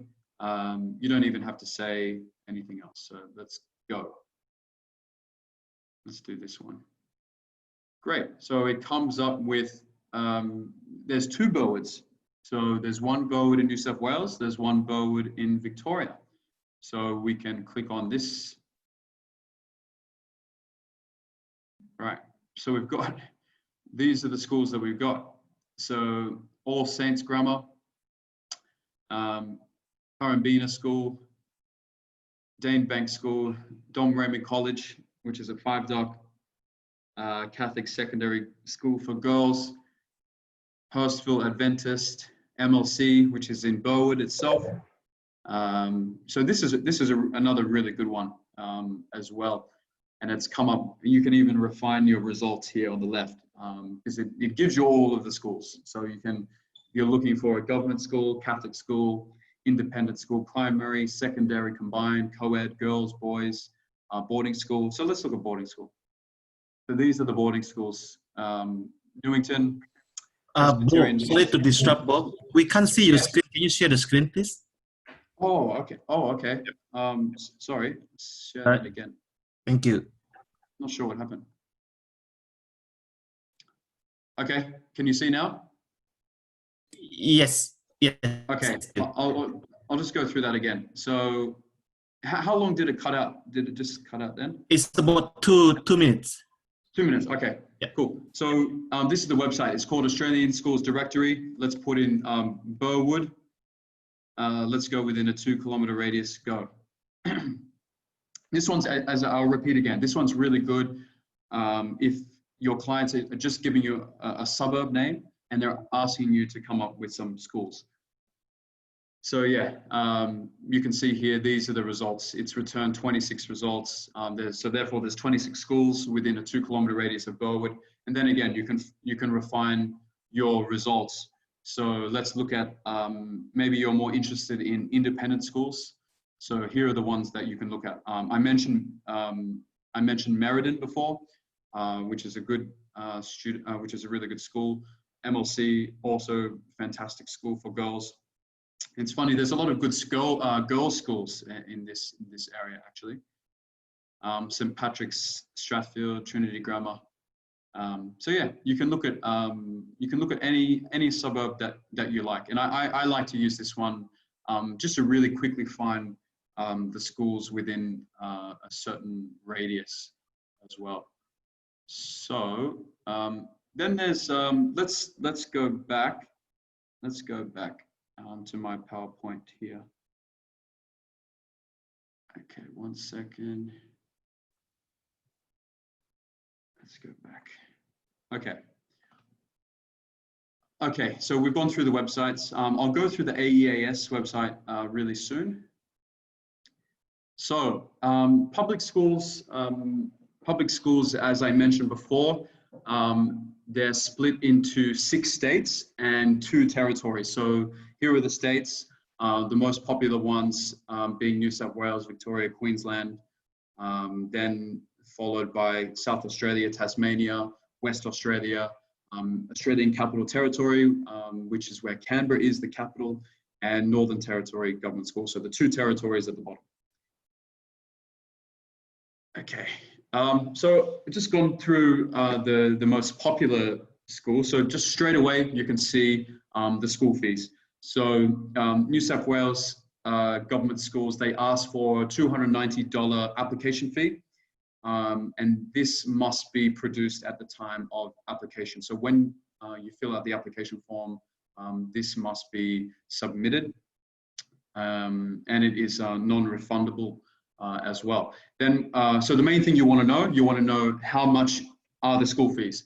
In New South Wales, it's between 13,400 and 16,600. Why is there a gap? What is the difference? The gap is because it is determined by what age group, what year group you are studying. So if you're studying kindergarten, you start kindergarten at New South Wales government schools, that would be 13,400. That's the cheapest option. Then the most expensive is senior high school, which is year 11 and 12. That is 16,600 Australian dollars. That, I'm telling you, that is a really cheap price for high school. If you compare that with US, if you compare that with Canada, if you compare that with UK, that is very cheap. Only New Zealand will beat that price. New Zealand is a little bit cheaper than that. But for Australia, and I just talked about how high quality New South Wales government schools are. That's honestly, it's almost a steal how cheap that is. Yes, so that's 16,600 per year once you get to year 11 and 12.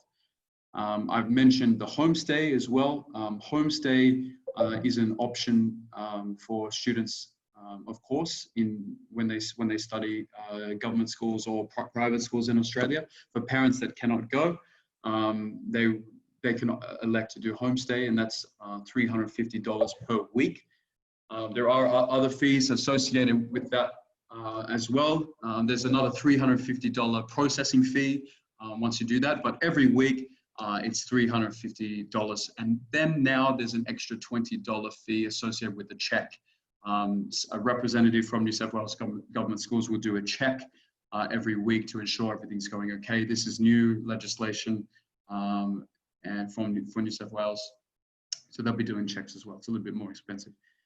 Then there's also the English Centre.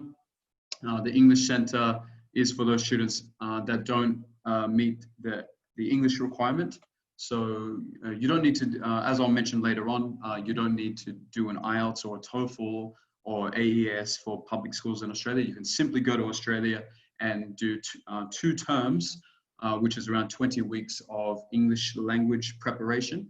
And for New South Wales, it's 8,900 for 2 terms, 20 weeks. So that's pretty good as well.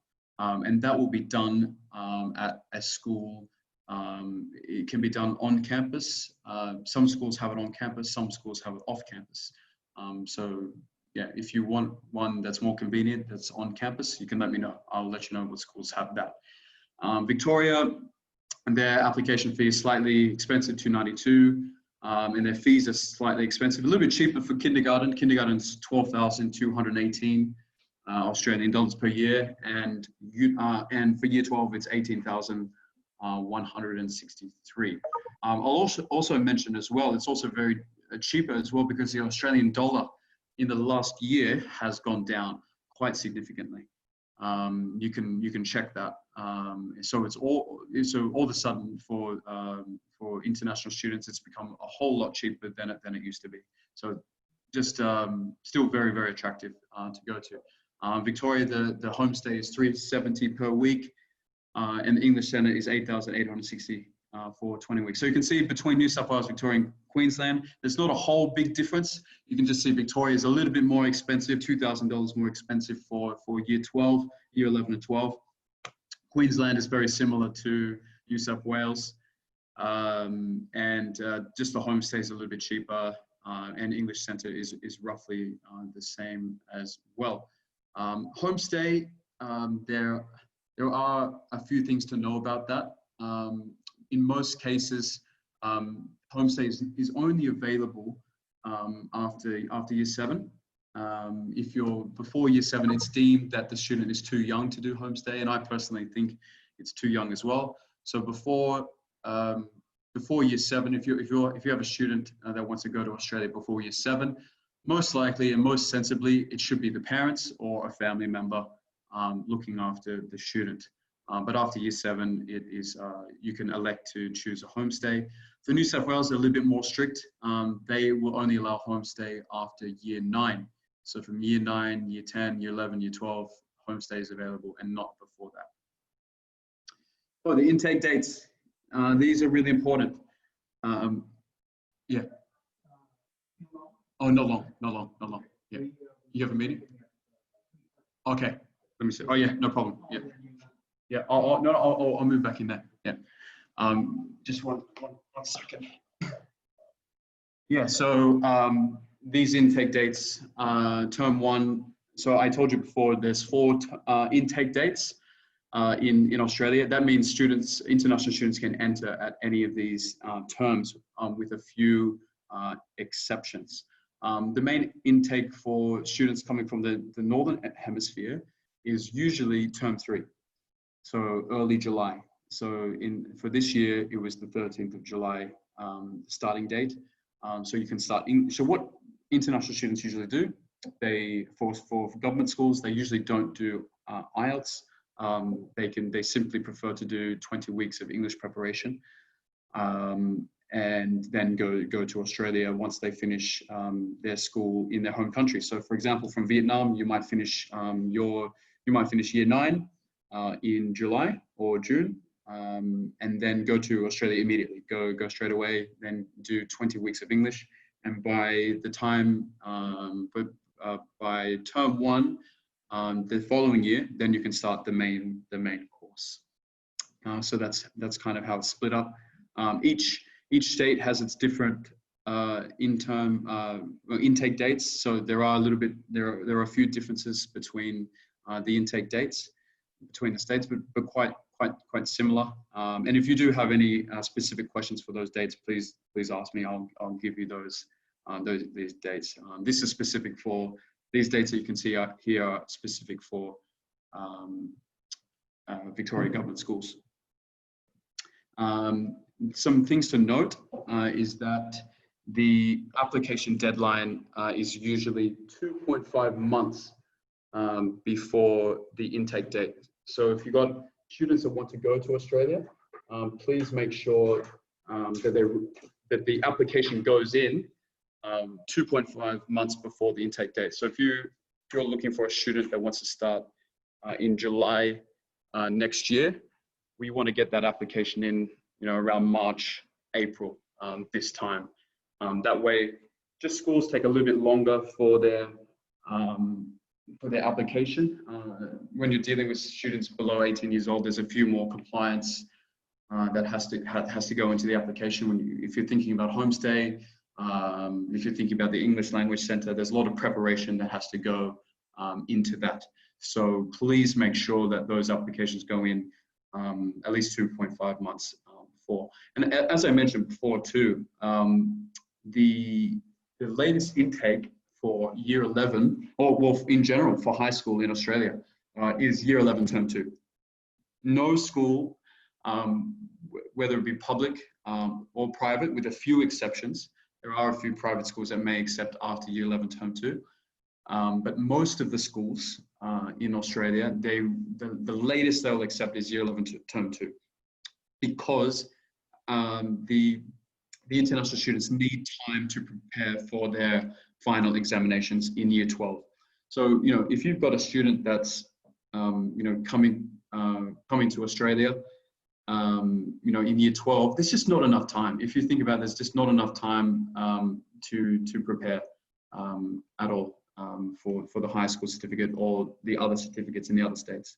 So in the best interest of the international student, they can start, early term 11, early year 11 term 2. That would be the latest. And I'm telling you, before, when they did allow international students to begin in year 12, it just wasn't successful. It takes time to really prepare and get used to the Australian academic system. So yeah, there are a few private schools like Taylor's College, which is part of Study Group. They have their own Taylor's High School. They have year 10, year 11 and 12, and they can accept students directly into year 12 from overseas, but it's not recommended by me. It's very, very difficult to prepare. But that said, we can help students do it, but it will be difficult for sure. Next slide. So some of the entry requirements, just really, it's really simple for public schools. It's the academic, they look at the high school transcripts of your home country, the 2 previous years. So if you're a student from Vietnam, you will look at your GPA. So each state is looking for a different kind of GPA. New South Wales, they're looking for 75%, so 7.5 for Vietnam. That's it. As long as you're, average weighted across the different subjects, if you're getting around that 75% mark, you're good to go for New South Wales government schools. Now, for Victoria and Queensland, why have I got 70% to 90%? That's quite a big, a gap. That's quite a big range. The reason being, Victoria, they work differently to New South Wales. New South Wales across the board, doesn't matter what school you go to, they ask for 75%. But Victoria, they ask for 70 to 90%, depending on the school. So let me share with you another document. Just here. Yeah. Okay. So you can see this list. This is the Victorian Government Schools capacity list. This is the Bible for Victoria Government Schools. This is one of the best documents that we have that we can share to you, where you can check all of the state government schools in Victoria. Look, on the far left side, we've got all of the schools. We've got Auburn High School, we've got Ashford High School, Alkira High School, all the way down A to Z. Wodonga Senior Secondary College goes all the way down there, right? You can see here, there are some academic requirements for the school because Victoria Government Schools are very popular. Ashwood's High School is a very, very popular school for international students. So they raise the academic results to 80%. Students must have 80% academic results. This is really important for you to know. So if there's nothing, you can see this school here, Bayswater Secondary College. If the student is getting around 70%, that will be fine because it's not mentioned. So the default is 70%, default 70 to 75. Then if you're getting, if you want to go to a better high school like Ashwood, Auburn, you can all see here, there's 80%, 80%, 80%. And some schools as well require an interview. So you can see Auburn High School requires an interview test that the school needs before an offer is made. So the process is the application goes in, then they will let us know. They will let us know that the school is interested in the student. They've met the basic requirements, so they've got requirements above 80. They don't need to have English requirements, like I said. You can go in without an IELTS test or any other English proficiency test. And then you'll do the interview. Once the interview is conducted and once the student passes, then the student will be given the offer after that. So Victoria Government School is a little bit more complicated. And I don't expect you all to memorize all of these. I don't expect you to memorize all of these requirements. So please ask me. That's why I'm here. Ask me anytime. Ask me, okay, Bo, I want to know the requirements of Bayswater Secondary or Belmont High School. There's also some requirements to know, like Auburn High School does not accept year 7 to year 8 enrollments. They only take year 9 and above. That's really important as well. So don't come to me, or you can. If you come to me with a student that wants to study Auburn High School and is ready for year 7, I'm sorry, we could not help this student. We're going to have to find another school because they can only accept year 9 to year 12 enrollments. Then they also say they can only accept term 1 and term 3 intake only. So that's pretty self-explanatory. The student can only enter the main course in term 1 or term 3. They could start English at another time. They just have to time it right. But term 1 and term 3 are the big intakes anyway. It's not often that we get students wanting to enter in term 2 or term 4. So yeah, this is I'll send this over. This is the latest. This was sent out on the 11th of March. And this is the latest capacity list. So yeah, this will tell you as well if there's no places available as well. So it'll say, for example, this Hume Central Secondary College, for 2020, it had limited places in year 11. Some, it may say, yeah, limited places at all year levels. So it's important to have a look at this and see if your student can get in. So then this is the one for New South Wales, which is very simple. This is much more simplistic than Victoria Government Schools.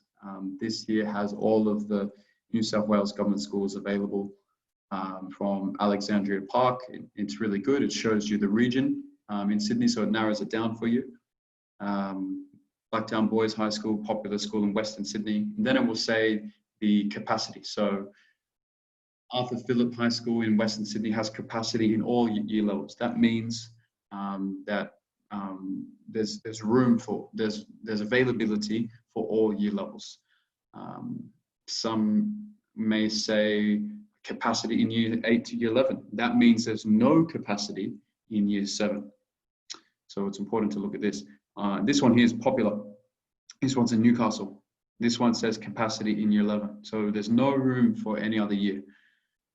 So yeah, this is a really good guide as well that I can send to you. And at the bottom of this, there's also primary schools as well. New South Wales only recently started accepting students for primary schools. And they really want to promote this as well. So if you've got a student that would like to study at primary schools in Australia, there's these schools. So not many, unfortunately.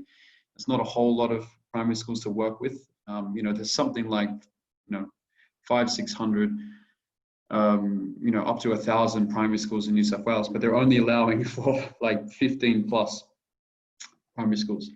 But yeah, they're quite spread. So there's some in Eastern Sydney, there's some in North, there's some in Southwest, some in the Inner West. So we've got something to work with.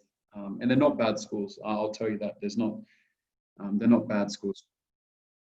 So as you can see here, students enrolling in kindergarten to year 4 must reside with a parent or guardian. That's really important. And students enrolling from year 5 to year 6 may reside with a parent or direct relative. Yeah, so no homestay for primary school, like I said. Okay, let's go back. Let's go back. Let's go back here.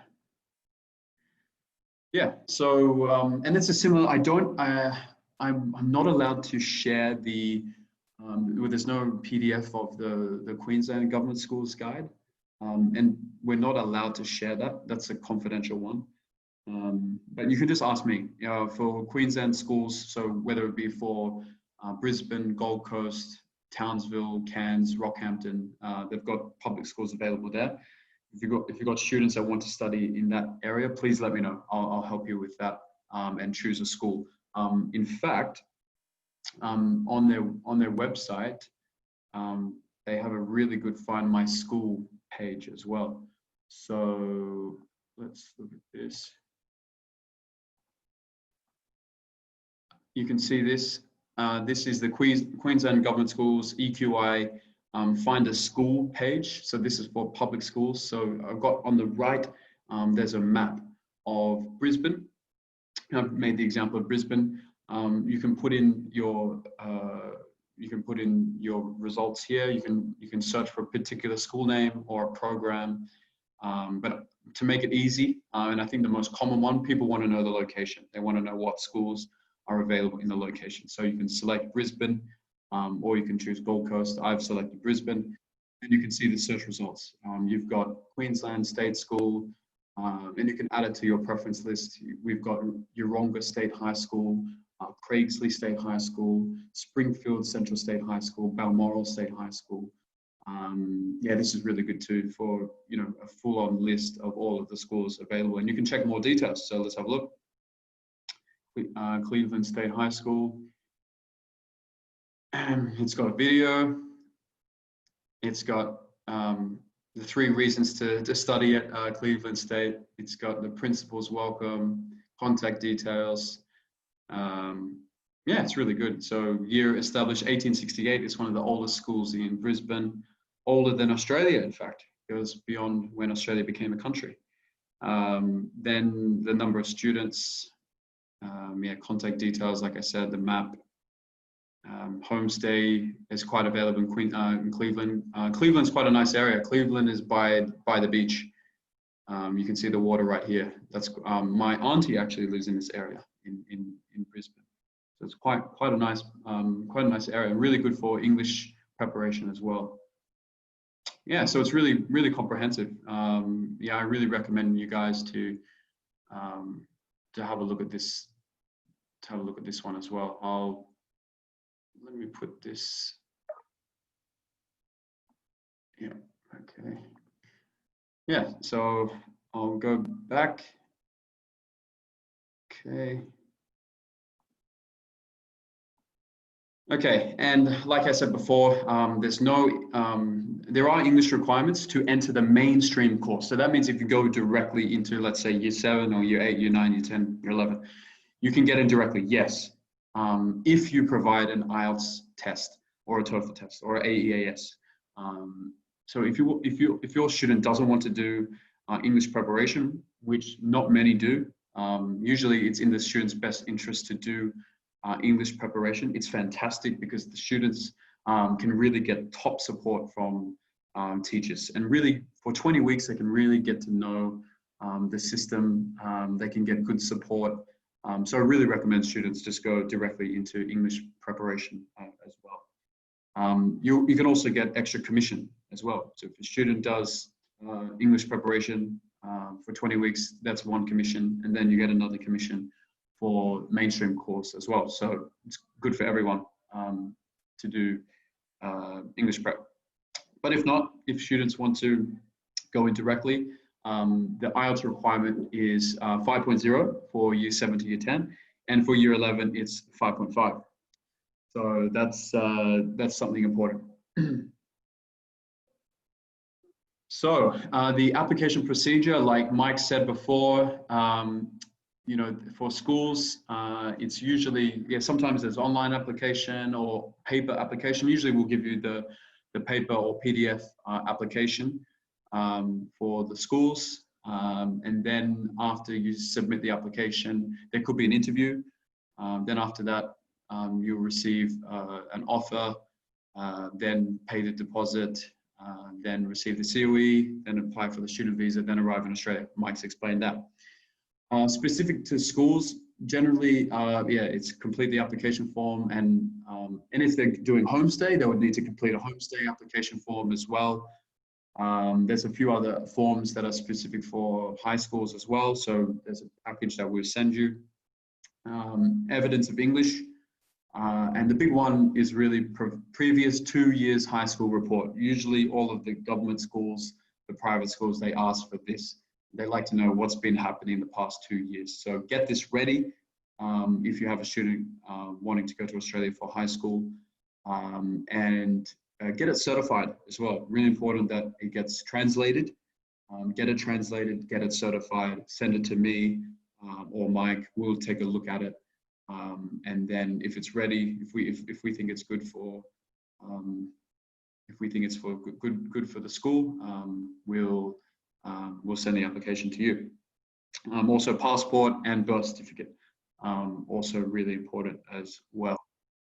So another thing that I touched on before is the private schools, and it's hard to get into detail without knowing which school you want to go to, because each school has their own different procedure. Each school is different. Each school has their own kind of flavor, which is really cool. You know, the school I went to in Sydney was, you know, famous for sport. It was famous for public speaking as well, and they kind of really did well with that. But maybe you don't want to go to a school that's good at sport. Maybe you want a school that's good at mathematics, or you want to go to a school that's more famous for you know, other extracurricular activities, or academically, you just want a school that's academically very strong. You know, all these schools are very different. And, you know, on some of those websites as well, like the Compare school website, that is available there. Or you can ask me. You can ask me what schools are famous for English or maths or whatever. So yeah, please let me know about that. Yeah, so private, a lot of people ask me about private schools and what's the difference between private and public. Mainly, you know, the difference is that for application procedure, it has its own separate and independent process. The schools act independently from each other. They have their own standards. They have their own enrollments that they want to keep. Some schools like to keep their enrollment small, like maybe only 300 students, 400 students. Some schools want large enrollments. They want up to 1,000, 1,500. I think the largest is in Melbourne, and that's around 1,500. Wesley Grammar, that's around 2,000, because they have 3 campuses, so they have around 2,000 students. That's kind of as big as it gets, and it can be, private schools can be around 3 to 400 to 2,000. Another thing that's important for us to know is that not all private schools can accept international students. That's really important. So, you know, you may come up to me and say, look, Bo, I've got a student that really wants to go to St. Joseph's College in Sydney, but this school does not accept international students. So there's nothing I can do. I can't get this student if they're an international student. However, if they are a student, if you're a migration agent and you have students that have already got temporary residence or permanent residence, that's different. They would be able to apply for that school, but we may not be eligible for commission. So that's important to know as well. So we would have to check with the school first. So if you have an Australian citizen, or if you have a permanent resident that would like assistance to apply for a certain private school in Australia, we can help. We just need to check whether we can get commission for that as well. So so let us know what school, and I will check whether we can get commission as well. If we cannot get commission, there has been cases in the past, like Queenwood Grammar in Sydney, where we weren't eligible for commission, but I know the registrar well. We can send an application, but we would have to ask for a fee. We could ask a fee from the parents to do it for them. Next, yeah, as I said, each school has individual entry requirements, which I will touch on very soon. And school fees can be between, I think the cheapest, is around 20,000 Australian dollars to around 40,000 Australian dollars per year. So very big gap. And why the big gap? I think the main thing is the resources, the facilities will be different. If you're going to a school that's around 40,000 Australian dollars per year, you're going to get world-class facilities. I'm talking very good. Everything that a student could have, you know, it could be including meals, you know, support, you know, huge sporting facilities, academic facilities, big libraries. And the one that's around 20,000 could be a bit more modest. I'd still say it's very good, but it would be a bit more modest for sure.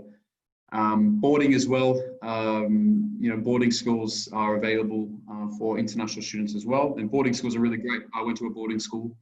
Boarding schools really do teach you and help you kind of get along and integrate with the cohort really well. When I went to the boarding school, I felt like I really knew everyone in my grade very well, like very personally.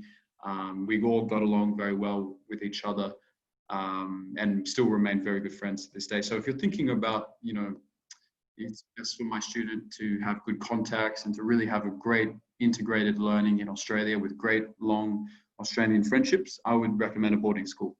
Boarding schools, for boarding, it's generally another 20,000. I think the highest is around 21,000 Australian dollars per year, right across the board. boarding is usually around another 21,000 or 20,000 Australian dollars. And public schools do not have boarding. So there's no public school in Australia that has boarding. So unfortunately, they don't have that yet. And it doesn't look like that will happen in the future anytime soon as well. Private schools, they usually have larger extracurricular programs, like I mentioned, like sport, arts, design. Of course, I mentioned public schools have this, but probably private schools have it a bit more better in terms of, I think the teachers have that more industry experience. Like certainly at my school, all of the sporting coaches had experience with professional teams and were fantastic. So you have to give the private schools credit for that. Succession rate is an interesting one that I get asked about a lot. Apparently, private schools, it's generally higher, but it's not guaranteed. If you go to a private school, doesn't mean you're going to get into the top universities as well. Certainly the top public schools in Australia, they have much higher succession rates. But on average, there's less private schools, and generally private schools, they do well to get their students into university than the public schools, because the public schools, a lot of students as well, or a lot of the local students anyway, not the international students. International students really do succeed and move on to university, but the local students may go and do vocational or like a vocational career. So yeah, they may not go to university after that. Private schools usually have smaller class sizes, usually around 20 per class. In public schools, it might be 20 to 25 or up to even 30 sometimes. So be mindful of that. It can even be smaller. I'm talking for English or math, the most popular classes. So they would be around 20. Some of the classes I had, there were only 5 students. Like for my economics class, there was around 5 students. My Japanese class had 5. So it really does depend on what class you do. So it's really great for my economic class to have around 5 students. We really had that personalized learning for such a crucial subject. So that was really good. Most private schools in Australia are segregated into boys and girls schools. There are private schools that have co-educational, which means boys and girls together. We call it co-ed school. So there are some, not many.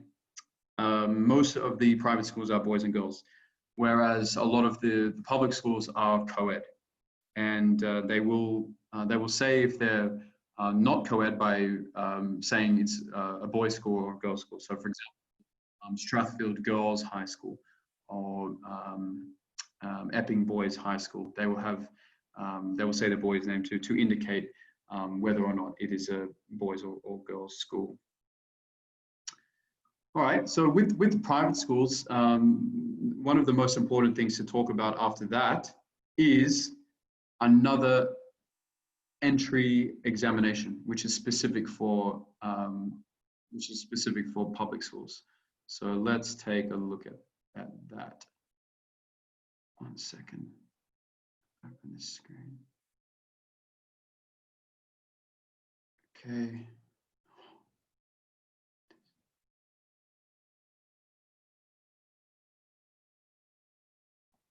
Okay, you can see the AEAS. So this is unique. This is an examination for private schools in Australia. I'll say that again. This is unique for Australia and for certain private schools in Australia. This is a test that may be required of international students. This is, again, only for international students wanting to go to certain private schools in Australia, in particular in Melbourne and Sydney, and some schools in Brisbane, Perth, Adelaide, but not many for those cities. It's mainly for schools in Sydney and Melbourne. So this is the AEAS test. This is a test that is an assessment that does focus on English language proficiency. You can see here, mathematics and non-verbal general ability. It's a test that goes over 3 hours, and like I said, must be done by majority of the schools in Melbourne and Sydney. And it's been running for quite some years now, over 20 years. And yeah, it's really important if you're going to go to the top schools in Australia. They break it up into segments. They have a test for students applying for year 4 to year 6. They have a segment for students applying for year 7 to year 9, and another one for year 10 and year 12 as well. So yeah, they break it up into this. English language there's vocabulary, spelling component, reading, comprehension, writing skills, listening skills, speaking. That's kind of what it's broken up onto. Yeah, and you can see that here. Mathematics is another component. It's a multiple choice, and it's generally done within 45 minutes as well. The non-verbal is another multiple choice. It's kind of like a reasoning test. I don't know if you've seen these kind of reasoning tests that people do. You might have to discern the difference between certain objects. It's something that you really can't study for. It's something that's kind of naturally attained. So, you know, another frequently asked question is, can students prepare for this test? Yes, there are centers that help students prepare for this test, but it's really, the schools don't really want you to prepare. They really want to know what's your level right now. They want to know that. So you can see test preparation here. You know, AES recommends that the student focus on their English language studies and their general school studies as the most effective means of preparing for the test. So they don't say, you know, look at past papers or, you know, look at stuff like this. They really just want you to know. They really want to know how you are right now and what kind of support do you need when you're going to go study in Australia. So it's registering for the test is quite simple. You go on the website here, the AES website page, and it's available in a lot of countries. So you can see here in Australia, if you have onshore student in Australia, Cambodia. In Cambodia, they have tests in Phnom Penh. In China, they have tests everywhere. Beijing to Xi'an. And even in Shanghai and Beijing, they do tests twice a week. Let's see, yeah, Hong Kong as well. Where's Malaysia? Malaysia, they have a testing center with ET and AUG in Subang Jaya. And you can book the test here. I'll register for the test first, and they have the test available at these dates. It has been suspended. Yeah, you can see these dates here for this year. So quite clear. What else can I show? Vietnam, that's a good one. Vietnam, they have these dates here. So January, February, March, April, they go throughout the year, twice a year in Ho Chi Minh City, twice a month, sorry, in Ho Chi Minh City, and only once a month in Hanoi. So you can see here, 2020. So it's, yeah, registered for the test here. It costs 520 Australian dollars for the test. You can do the test as many times as you need, but really they recommend you do it once. And once you do the test, then they will have, then we can send it to the school, and then the school will decide whether they will accept you or not. It's really complicated, this, because each school doesn't explicitly say, well, some schools explicitly say what requirements they need. Like some might need 60. The test is out of 100, by the way. Let me show you. I'm going to show you an example of a report. Just give me one second here. Okay. Yeah, so it's for schools in Melbourne and Sydney, they kind of say, look, and it kind of depends on how competitive the application process is.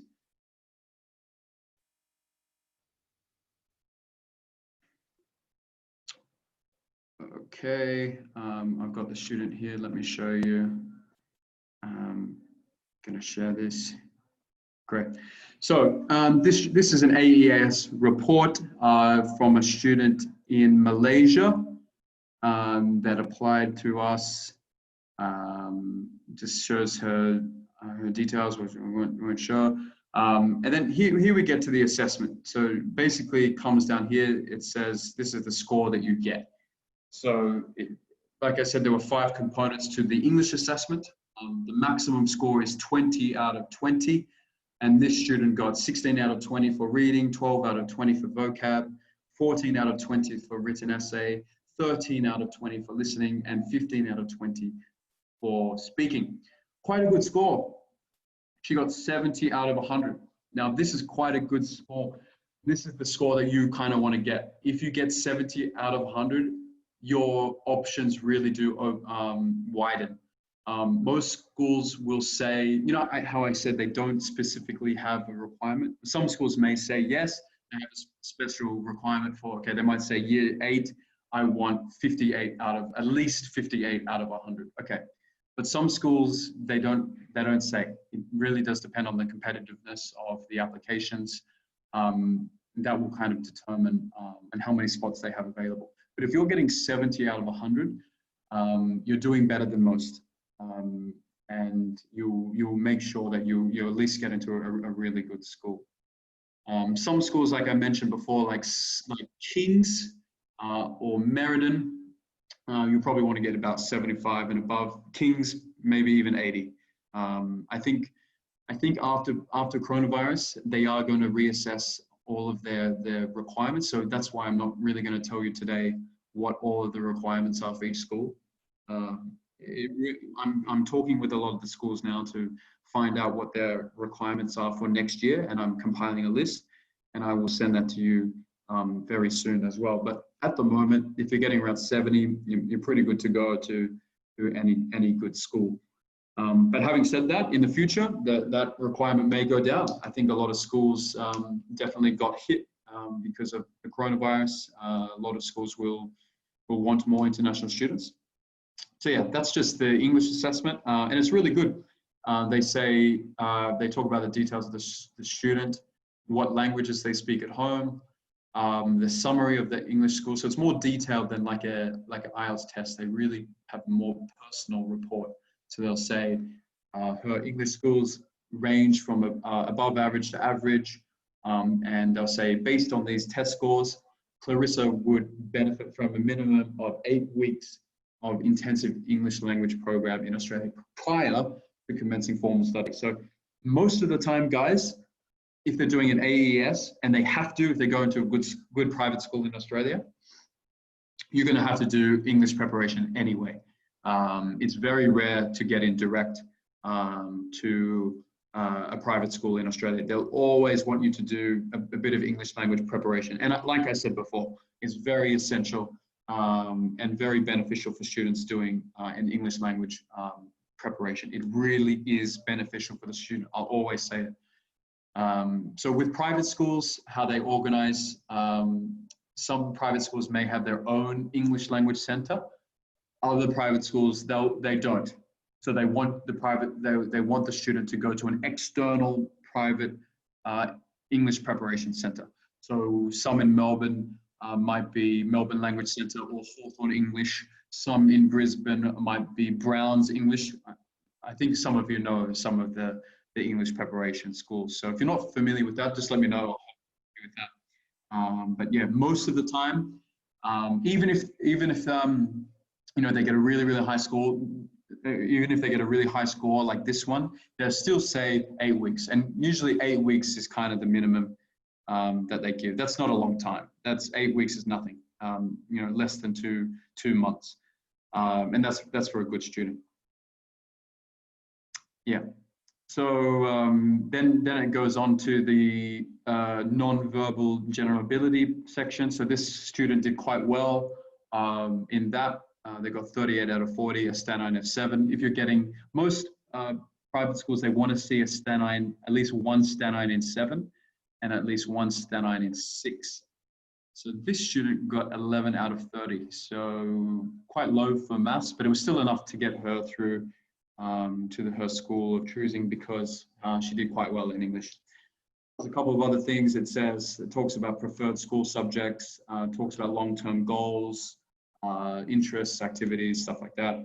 And then a final summary, which is really good. So the reason why, you know, it's essential, or the reason why some schools need AEAS is because it's a really good report that tells the registrar, it tells the student, the teachers at the school, what kind of student this is, what kind of support do they need. So you can see here, because during the interview, Clarissa presented as quite polite and a shy student. She could convey information using complete sentences and a good range of vocabulary. Her fluency was reasonable with minimal hesitation. Clarissa's speech was easy and clear to follow. So it gives teachers that kind of perspective of what they need to do to give the student more support while they're at school in Australia. So it's really good. But yeah, the negative thing is, you know, not a lot of international students like to do this test, unfortunately. But you know, if you want to go to a good school, this is all we can do. We can prepare you for this. Yeah. So yeah, that's it for the AEAS. But like I said, there's some private schools that don't need AEAS. You could go in with just an IELTS test. That would be acceptable, and it's usually 5.5 or 5.0, 5.0 for year 7 to year 10, and 5.5 for year 11.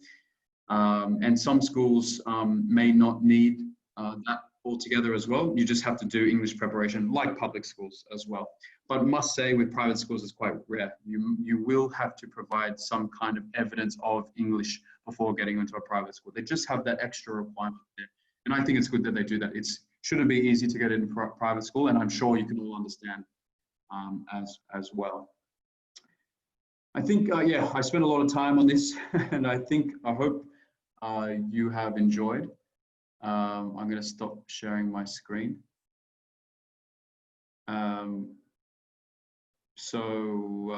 Yeah, I think that's it for me for now.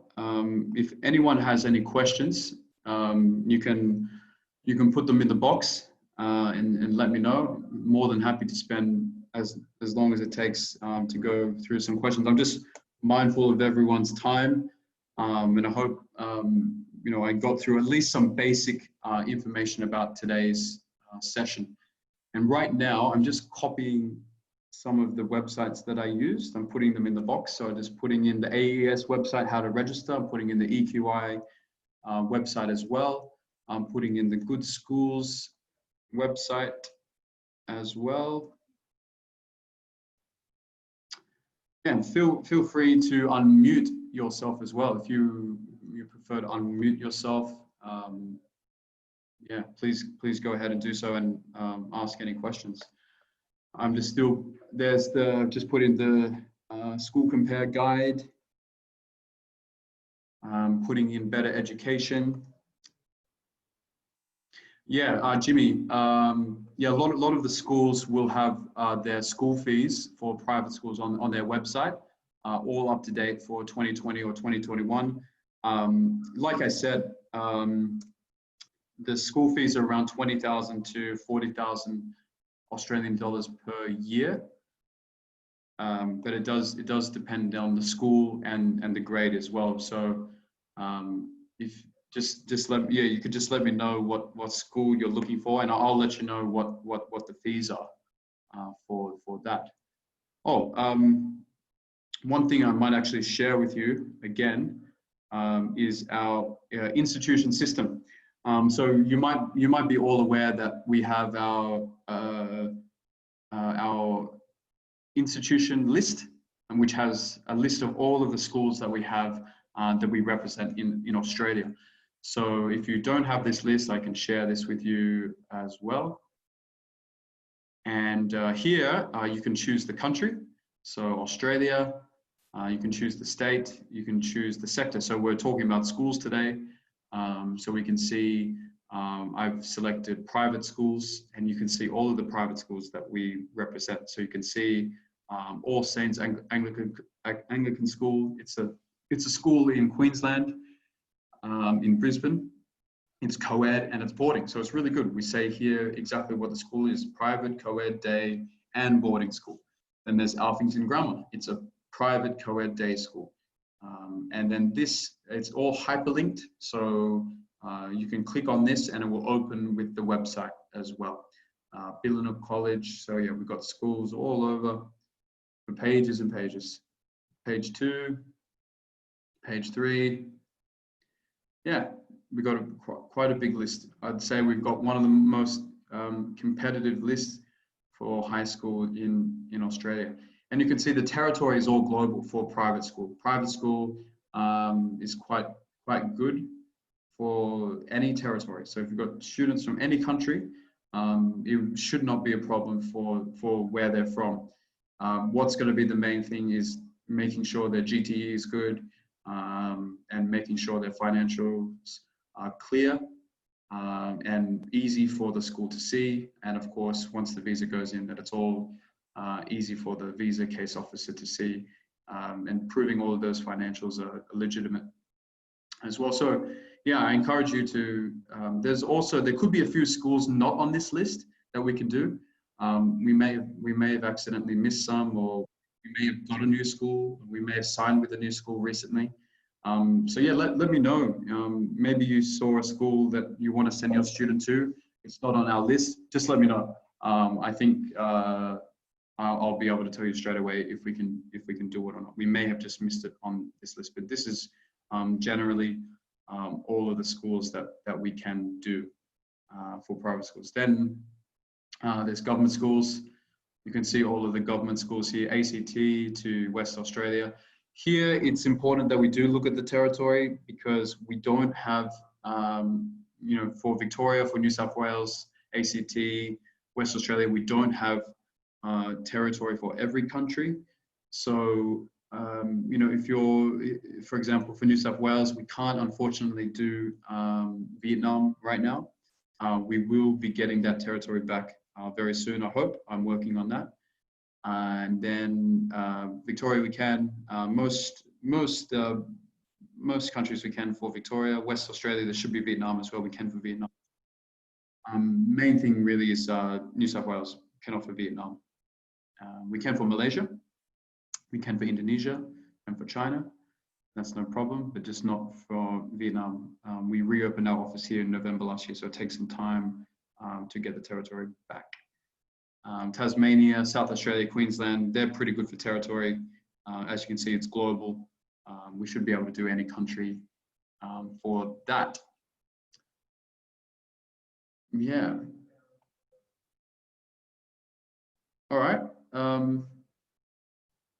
Yeah, still, yeah, if there's some, I think that's it for me. If anyone has any more questions, please let me know. Be happy to be happy to answer any questions that you have. And it's really good to see a lot of people here listening today. We really do appreciate all of your support. We know it's a tough time for everybody in this industry, but we're still working hard, and we know it will pick up soon. If you do have applications for schools, I do recommend that you send them in. We can at least go for get the offers ready, and then we just have to wait for the Australian border to open. Unfortunately, the Australian border is not open yet, so students cannot go. So maybe students are ready to go in July this year. We don't know if it will be open by then. It's already mid-May, and it's really unlikely that there's enough time to apply. We do have a few students that already got offer for this time, so they might be ready to go when the border opens, but it's looking that it won't be ready. You know, there's talk that they will open the border just for international students, but I wouldn't be too optimistic. We do have to put the students' health at, you know, that has to be considered above all. So, you know, unless the government has the 100% confidence that the students will be safe, then they shouldn't go. So they have to be, the government has to be really, really sure that there's no problem before students go. You know, it would be a disaster if an international student went and then they got corona in Australia. That wouldn't be acceptable, would it? So yeah, Australia is doing the right thing to make sure that it's safe. But I'm very happy that Australia has done well compared to other countries, compared to UK, Canada, Australia, US. They've performed exceptionally well. New Zealand as well. New Zealand has done very well. We also have a lot of schools in New Zealand as well. So if you have schools, if you have students that want to study in New Zealand, please let me know. We have a whole range of schools as well for New Zealand. Yeah, I think, were there any other questions? I'm going through now. Good to see a lot of people here. Yeah, just that I had missed that share the screen. So yeah, Jimmy, I have shared all of those links above. Am I missing any? There's the EQI, there's the good schools, there's the Australian schools. I think I've got everything there. I'll put in this one as well. This is the New South Wales government school find a school page. It's also really good for finding schools in Australia as well. And yeah, I think I've got everything here. Yeah. Any questions, guys? Any questions? Don't be afraid. We can ask any questions that we like. Yeah, just to summarize, you know, schools in Australia, I've got to say, across the board, are fantastic places to study. You know, they've created incredible talent. They provide exceptional support. They give a lot of confidence to students. They really help students find what they want to study in life, which I think is really important. You know, a lot of students throughout high school, they still don't know what they want to do. And of course, that's quite normal as well. But I think in Australia, they really do try to help you hone on what your interests are, what you like, and that's a great benefit for students as well. Yeah, if you don't have any questions now, please just get in touch with me in your respective group chat. You might ask me about school fees or entry requirements again, anything like that. You can just let me know, and I'll point you in the right direction. Or if you need me to help your student prepare for interviews or things like that, I'm more than happy to help your student prepare for interview. I do that. I've done that before as well. You know, if your students need any help or support in any way, I'm happy to help. And like I said, if you need help looking for any school, there's so many schools to choose from. Just give me a little background of your student. Let me know how their GPA is. Let me know their interests. Let me know what grade they are. Let me know if they want to go into a boys' school or a girls' school or a co-ed school. Let me know all of those details. And then I'll let you know. I'll point you in the right direction. So yeah, more than happy to help. And once again, thank you for all of your support. And let's keep working hard during this time of pandemic. It's all difficult for us, and let's go ahead and work hard together. All right, that's it from me. Thank you very much, and hope you have a good rest of the day, and we stay in touch. Okay, and if that's it, I'll say bye for now. Thank you.